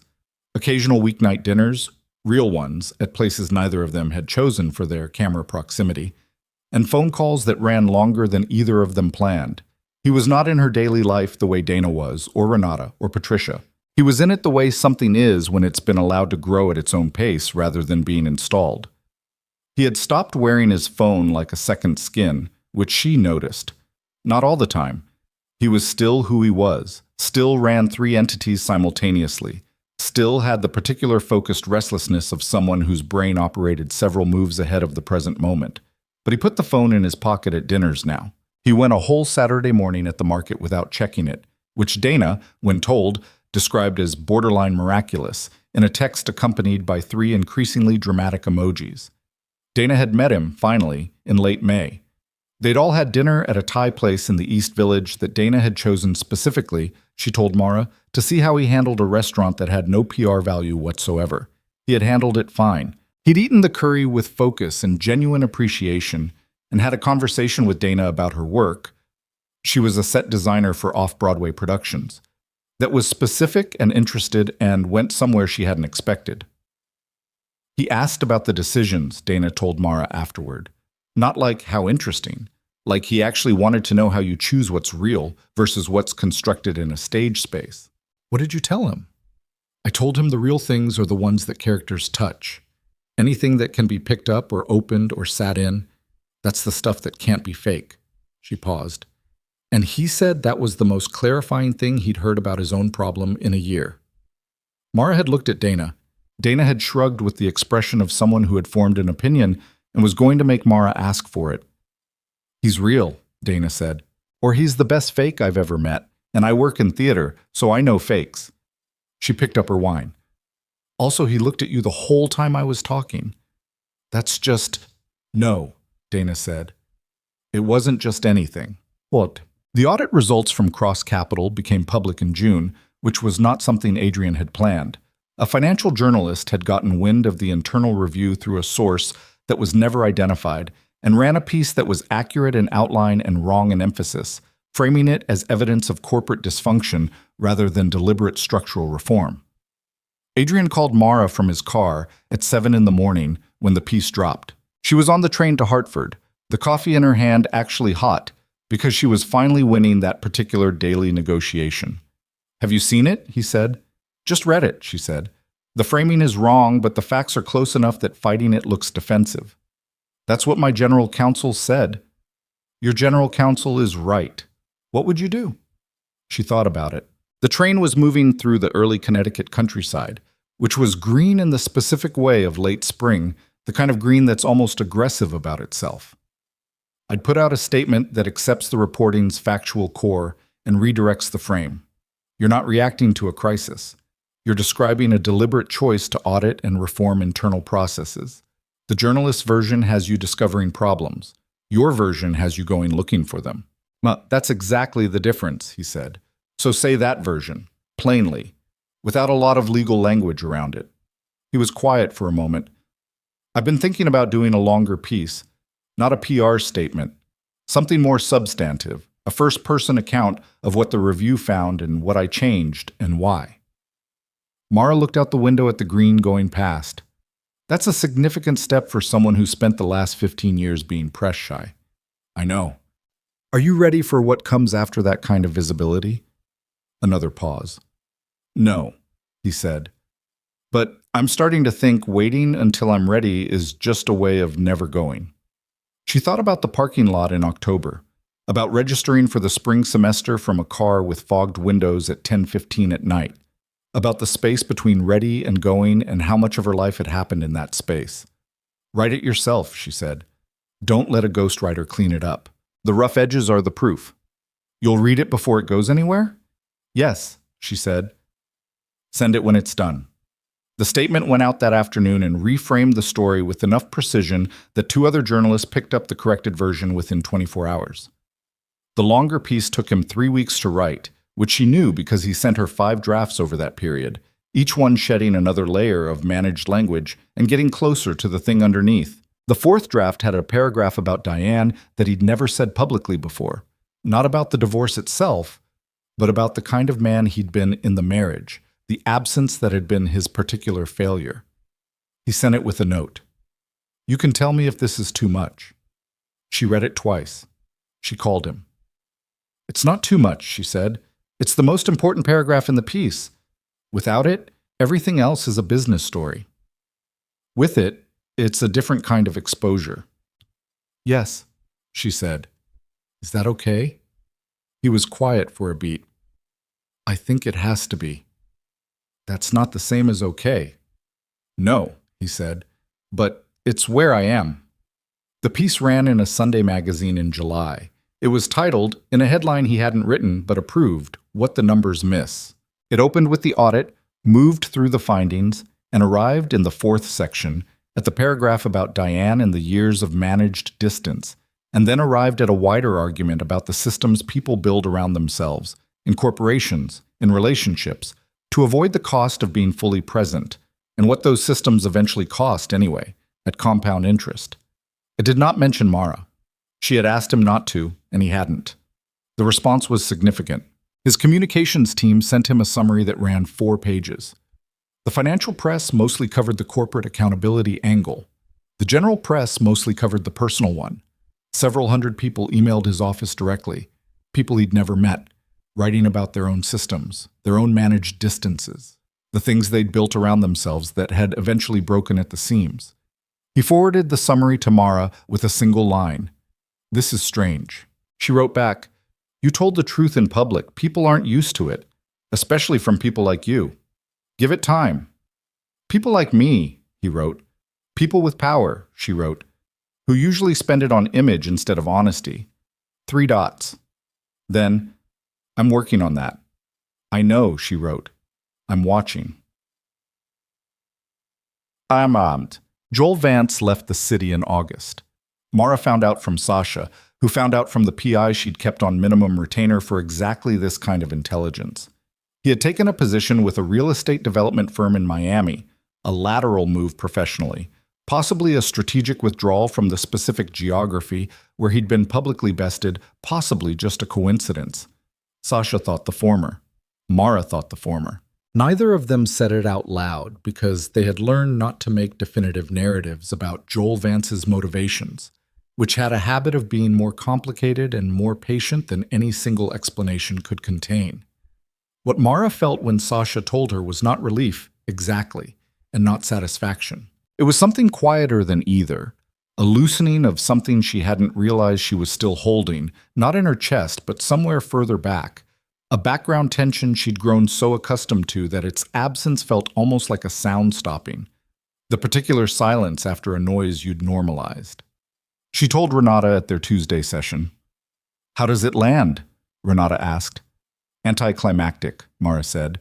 Which is probably right. He didn't leave because he was defeated. He left because the position he was playing from here had become untenable. She thought about it. He'll recalibrate. He'll rebuild the same structures somewhere else, with someone else. And that bothers you. Yes, but not in a way I can fix. She looked at the familiar objects in Renata's office. The lamp, the small succulent on the windowsill, the chair she'd been sitting in for 2.5 years. What I can do is be someone who helps people recognize it earlier than I did. That's the part I have agency over. That's what the internship is, Renata said. That's what the internship is, Mara agreed. She had had, by August, 47 supervised client sessions. She had over-explained in the first 8 and found her pace in the ones after that. She had cried twice in Patricia's car after particularly heavy sessions. Patricia had been there both times, not by accident, and had handed her a napkin from the glove box the second time and said, "If you stop feeling it, you stop being useful, but you have to feel it after, not during." Mara had filed that in the part of her mind reserved for things that were true and cost something to learn. Patricia had also told her, in a midsummer review, that she was one of the 3 best interns she'd supervised in 12 years, which she delivered in the same flat, factual tone she used for everything, which made it land harder than a performance of it would have. Mara had driven home from Hartford that Thursday evening and called her mother, who was in Flagstaff and who she talked to irregularly and honestly, which was better than the regular and careful conversations they'd had for most of her adult life, and told her about the review. Her mother had made a sound that was not quite crying and not quite laughing and was entirely her mother, and said, "I always knew you were going to do something that mattered. I didn't know what it was going to be for a while there." "For a while there?" Mara said. "Neither did I." "Your grandmother used to say that the detour is sometimes the road," her mother said. "That's a good one," Mara said. She was a wise woman, her mother said, also occasionally insufferable, but wise. Mara had driven the last stretch of the Merritt Parkway laughing, which was not a state she'd historically associated with conversations with her mother, and which suggested that some things could change gradually and permanently without you noticing until you were already in the middle of the changed version. In September, Adrian restructured the communications division at Cross Capital, which had 12 employees, 2 senior directors, and a culture that had grown over the years around the principle that managing the narrative was more important than examining whether the narrative was accurate. He brought in an external consultant, not a PR strategist, but an organizational ethics specialist. A distinction he explained to the board in a memo that was approximately half business case and half the kind of thinking a person does when they've spent several months examining the distance between who they've been and who they want to be. The 2 senior directors resigned. One of them gave an interview to a financial blog describing the changes as an overcorrection driven by personal circumstances. Adrian read the interview and called Mara. "Am I overcorrecting?" he asked. "Are the changes you're making good for the company? Long term, yes. Short term, friction and cost." "Then it's not overcorrection," she said. "It's just correction, which always looks like overcorrection to people who benefited from the thing being corrected."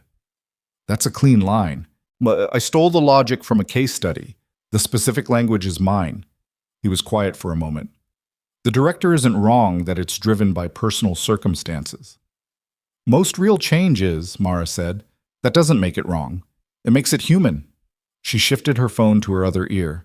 She was in her apartment, the early September evening coming through the window, the brick wall catching what was left of the light. The question isn't what caused the change. It's whether the change is right on its own terms. And you think it is. "I think you think it is," she said, "which is the only assessment that matters here. I can tell you what I observe. You have to decide what you believe." "What do you observe?" She thought about the 5 drafts of the piece, the 4 changes to the statement, accepted without comment. The audit hired quietly and mentioned only because he wanted her to know what he did. The Saturday mornings.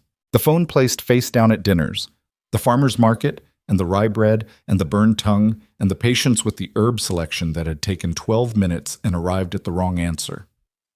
I observe someone who is doing the harder thing consistently when he could be doing the easier thing, she said, and who isn't making a performance of it. I was a performance for a long time, he said. I know. I'm not entirely sure I'm not still. That uncertainty is part of what makes me think you're not, she said. Performances don't second-guess themselves. He absorbed that. You're very good at this. I'm getting there, she said. Patricia says I'm still oscillating. What does that mean? It means I'm better than I was, and not yet as good as I'll be. She looked at the evening light on the brick wall, going amber now, which is just the accurate description of being partway through something. Yes. She finished her master's degree in December. The final exam was on a Thursday, the thesis defense on a Friday, and by Friday afternoon she was standing outside the university building in the cold with her coat half on and a piece of paper that said she had passed with distinction, which Patricia had somehow known about in advance and sent a text about that read, "You earned it. Now go do something with it." Dana met her outside and brought champagne in a thermos, which was technically not legal and was completely perfect. And they stood on the sidewalk in December and drank bad thermos champagne in paper cups, and Dana gave a toast that was 11 minutes long and covered approximately 4 unrelated topics, and ended with something that was genuinely beautiful and made Mara put her cup down and hug her for a long moment in the cold. Adrian came later. They had dinner at a place in the neighborhood, not staged, not chosen, just a place that was open and warm and had good pasta, which was his requirement and also hers. He brought her a book, a specific one, a copy of the first major text on trauma-informed practice that he had clearly read, or read enough of, because when he set it on the table, he said page 112, the bit about the difference between witnessing and fixing. I've been thinking about that for 2 months. She picked it up. She opened to page 112. She read the passage. She looked at him across the table. You've been thinking about it in relation to your own work? She asked. In relation to everything, he said. She put the book in her bag. The difference between witnessing and fixing, she said. For what it's worth. You've been doing more of the former lately. I'm practicing, he said. I know, she said. I'm watching. He looked at her with the expression she'd come to know. Not the managed neutral, not the boardroom register, but the one underneath it. The one that surfaced in moments when he'd stopped deploying himself and was simply present. It was not a comfortable expression exactly. It was the face of someone who had spent a long time behind glass and had learned, slowly and imperfectly, to step out into the room. She reached across the table and put her hand over his. It was the first time she'd done that. Not him, not in the managed proximity of public appearances, but her, of her own will, choosing the gesture for its own sake. His hand turned over under hers. They stayed like that for a moment, neither of them saying anything, the restaurant noise moving around them, the December cold visible through the windows and the breath of people passing outside. I'm not in a hurry, she said. It was not a caveat. It was an offering. I know, he said. Neither am I. But I'm also not hedging anymore, she said. I want to be clear about that. This is real. I'm just not going to rush it to prove that it is. That's... He stopped. That might be the most sensible thing I've heard about love. She raised an eyebrow. We're using that word now? I'm 45, Sal, he said. I don't have unlimited time for euphemisms. She laughed. It was a real laugh, unprepared, the kind that starts before you've decided to have it. He smiled, not the almost smile, not the 2-second flash, a real one, visible and unmanaged, and it changed his face in a way she suspected very few people had seen. Love, she said, testing the word the way you test ice before you step onto it. Love, he confirmed, which was not a performance. She picked up her wine glass. She thought about the 7 years and the 2 years and the 5 months and all the things that had happened in them that had been necessary even when they were terrible. She thought about the parking lot in October and the train station in March and the coffee shop and the courthouse and the farmer's market with the wrong herb. She thought about Patricia's napkin from the glove box and Dana's thermos champagne and Renata's voice saying a step is not the same as trust, and her mother saying the detour is sometimes the road. She thought about the woman who had thrown herself at a stranger in Grand Central because she was out of better options, and what that woman had needed, not rescue, it turned out, not someone to handle things, but just the brief physical fact of another person standing between her and the thing that was trying to reduce her, long enough for her to remember that she was still there, still whole, still capable of making a next move. That was what she'd needed. A moment, not a solution. She had made the rest herself. There is something that gets lost in the stories people tell about surviving difficult things. The part where the difficulty doesn't become a footnote to something better. The part where you carry it forward, not as a wound, but as a permanent feature of who you are, the way a healed bone is denser at the break. Mara was not a woman who had escaped something and arrived somewhere clean on the other side. She was a woman who had gone through something and come out on the other side still carrying it, but carrying it differently. Not as weight, but as knowledge, as the specific fluency that only comes from having lived inside a thing long enough to know its grammar. She had used that knowledge in 47 supervised sessions and would use it in hundreds more. She would use it when clients sat across from her and tried to explain why they'd stayed, why they'd believed, why the exit had taken so long, and she would be able to hear them without the small involuntary flinch that people display when they don't understand, and her not flinching would tell the client something before she'd said a word. That was the whole value of it. The damage converted slowly and through deliberate effort into instrument. That conversion was not neat. It was not linear. There were still Tuesdays with Renata when something surfaced that she hadn't realized was still there. There were still moments in the train station. She had started using Grand Central again, a deliberate choice, when the crowd noise hit a certain pitch and her body remembered something her thinking mind had processed and shelved, and she had to stop and breathe and name the feeling and interrupt it. She was still doing the work. She expected to be doing it for a long time. What had changed was not the presence of the work. It was her relationship to it. She no longer experienced the work as evidence that something was wrong with her. She experienced it as evidence that she was someone who took herself seriously enough to keep going. Adrian was not her resolution. That was the thing she'd had to be most careful about. The way stories like hers invited the shape of rescue, the satisfying arc of damage followed by salvation. She had refused that arc with the same deliberateness with which she'd refused to let him fix the Joel situation, refused the version of herself that existed on page 31, refused every frame that reduced her to an element in someone else's story. She was the main character of her own life. That was not a small or obvious thing to be. It had cost her considerable effort to reclaim, and she was not going to surrender it to a romantic narrative, however genuine. What Adrian was, what she had decided, with full information and clear eyes, and the kind of slow, careful certainty that she trusted more than any faster version of itself, was someone she had chosen. Present tense, active voice. A person she had looked at from every unflattering angle available, who had looked back from angles she'd made available in return, and who she had determined after 2.5 years of learning the difference between safe and comfortable was worth the cost of being known. He was not perfect. She had an itemized awareness of his imperfections at this point, the way he sometimes lapsed back into the managed register when he was under pressure, the email response time that was fine when things were calm and intermittent when they weren't, the occasional boardroom logic he applied to non-boardroom situations and then caught himself in and corrected, with the visible effort of someone developing a new reflex. He was a work in progress. So was she. They were in progress at different rates on different things, and the rates and things overlapped imperfectly, which was the honest description of every real relationship.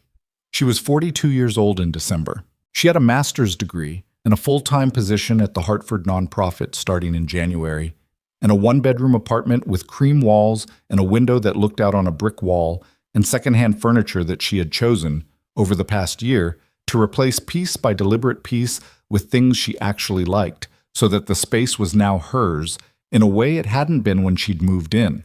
Not just rented, not just occupied, but inhabited. She had made that apartment into somewhere she lived. That was its own kind of love story, and it was one that belonged entirely to her. The dinner ended at 9:15. They paid the check without the old negotiation about who would pay. They had settled that months ago into a practical alternation that felt like a small daily enactment of something larger. Outside on the December street, the cold was honest and immediate, and the city was doing its endless city thing, illuminated and indifferent and full of people in the middle of their own complicated lives. He walked her to the subway, which was 4 blocks, and they walked slowly the way they had learned to walk together, not synchronized, slightly mismatched in pace, which they had never tried to correct because it was just how it was, and how it was fine. At the subway entrance, he stopped. She stopped. "I'm glad you stumbled," he said, "over the bag in Grand Central." "You've said that before," she said. "I mean it more every time," he said. She looked at him in the December streetlight, which was not flattering to anyone and which she appreciated for exactly that reason. She thought about the version of herself that had nearly run into him, running, actually running inside her mind even if her feet were walking, toward a train she would miss, away from a man whose hand on her wrist had left marks that faded from the skin in a week and from the psyche in considerably longer. She had stumbled. She had made a reckless choice. She had thrown herself at a stranger and said, "Pretend you know me," with all the desperation of a woman who had run out of prepared options. And the stranger had put his arm around her shoulders and said, "You're late," without missing a beat, without making it about himself, without asking anything from her except the presence she was already bringing. That was the moment. Not the photographs or the arrangement or the dinners or the document or the courthouse or the Sunday magazine piece. The moment was those 4 minutes in the station when a man she'd never met had stood with her, not because he was obligated to, not because there was anything in it for him, but because she had looked at him and asked, and he had said yes. She had learned in 2.5 years of graduate study and supervised practice and personal work that the most fundamental thing you could offer another person was your presence. Not solutions, not management, not narrative. Just the fact of being there, steady and undemanding, long enough for the other person to find their next move. He had done that on day 1, without knowing what it meant, without knowing who she was, without knowing that she would eventually teach him the language for what he'd done. She had done it back, in 100 different ways, throughout everything that followed. That was the exchange. Not rescue, not salvation. Just 2 people, imperfect and ongoing, standing with each other long enough for both of them to find their next move. "Go home," she said. "It's cold." "You go home," he said. "It's your subway." "It's the city's subway," she said. "I just use it." She went down the stairs. At the bottom, she looked up through the grating, and he was still there, hands in his coat pockets, looking down. He raised one hand slightly. She raised hers. She turned and went through the turnstile and onto the platform, and the train came in 3 minutes, which was as much as you could ask from the city on a December night, and she got on and found a seat and looked at her reflection in the dark window across the car. She looked like herself. She looked like a woman who knew who she was and where she was going, and had earned both pieces of that knowledge at a cost she would not minimize and would not regret, because the cost had made the knowing real in a way that nothing cheaper could have. The train moved. The city moved through the windows, lit and rushing, impossible and ordinary, the way it always was, full of people in the middle of the hardest and the best and the most mundane moments of their lives, all of it happening simultaneously in the same set of blocks, none of it aware of any of the rest. She was going home. She was going to sleep and wake up and take the train to Hartford and sit across from someone who needed to be heard. And she was going to hear them, not fix them, not manage them, not reduce them to a file or an asset or a narrative opportunity. Just hear them, with the full attention of someone who understood from the inside what it meant to be reduced and what it cost to reclaim yourself from that reduction. She was going to do that for a long time. She had decided. Outside the window, the city kept going, as it always did, as it would long after any of the people in it had finished their particular stories. That was the one thing you could count on about New York.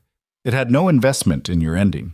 It just kept offering you the next station, the next street, the next ordinary morning in which something might be different, if you were paying attention, if you were present, if you had done the work of arriving fully in your own life rather than standing slightly outside it, waiting for conditions that were better than the ones you had. The conditions were never going to be better than the ones you had. The conditions were just the conditions. You worked with them. You built with them. You made something true inside them, piece by piece, without waiting for the moment when it stopped being hard. Mara Bennett knew this. She had learned it at significant cost, and she carried it forward, not as a scar and not as a slogan, but as the quiet working knowledge of someone who had been through the thing and come out the other side still standing, still asking questions, still taking up the space that was hers to take up. Still here. The train pulled into her station. She got off. She went home.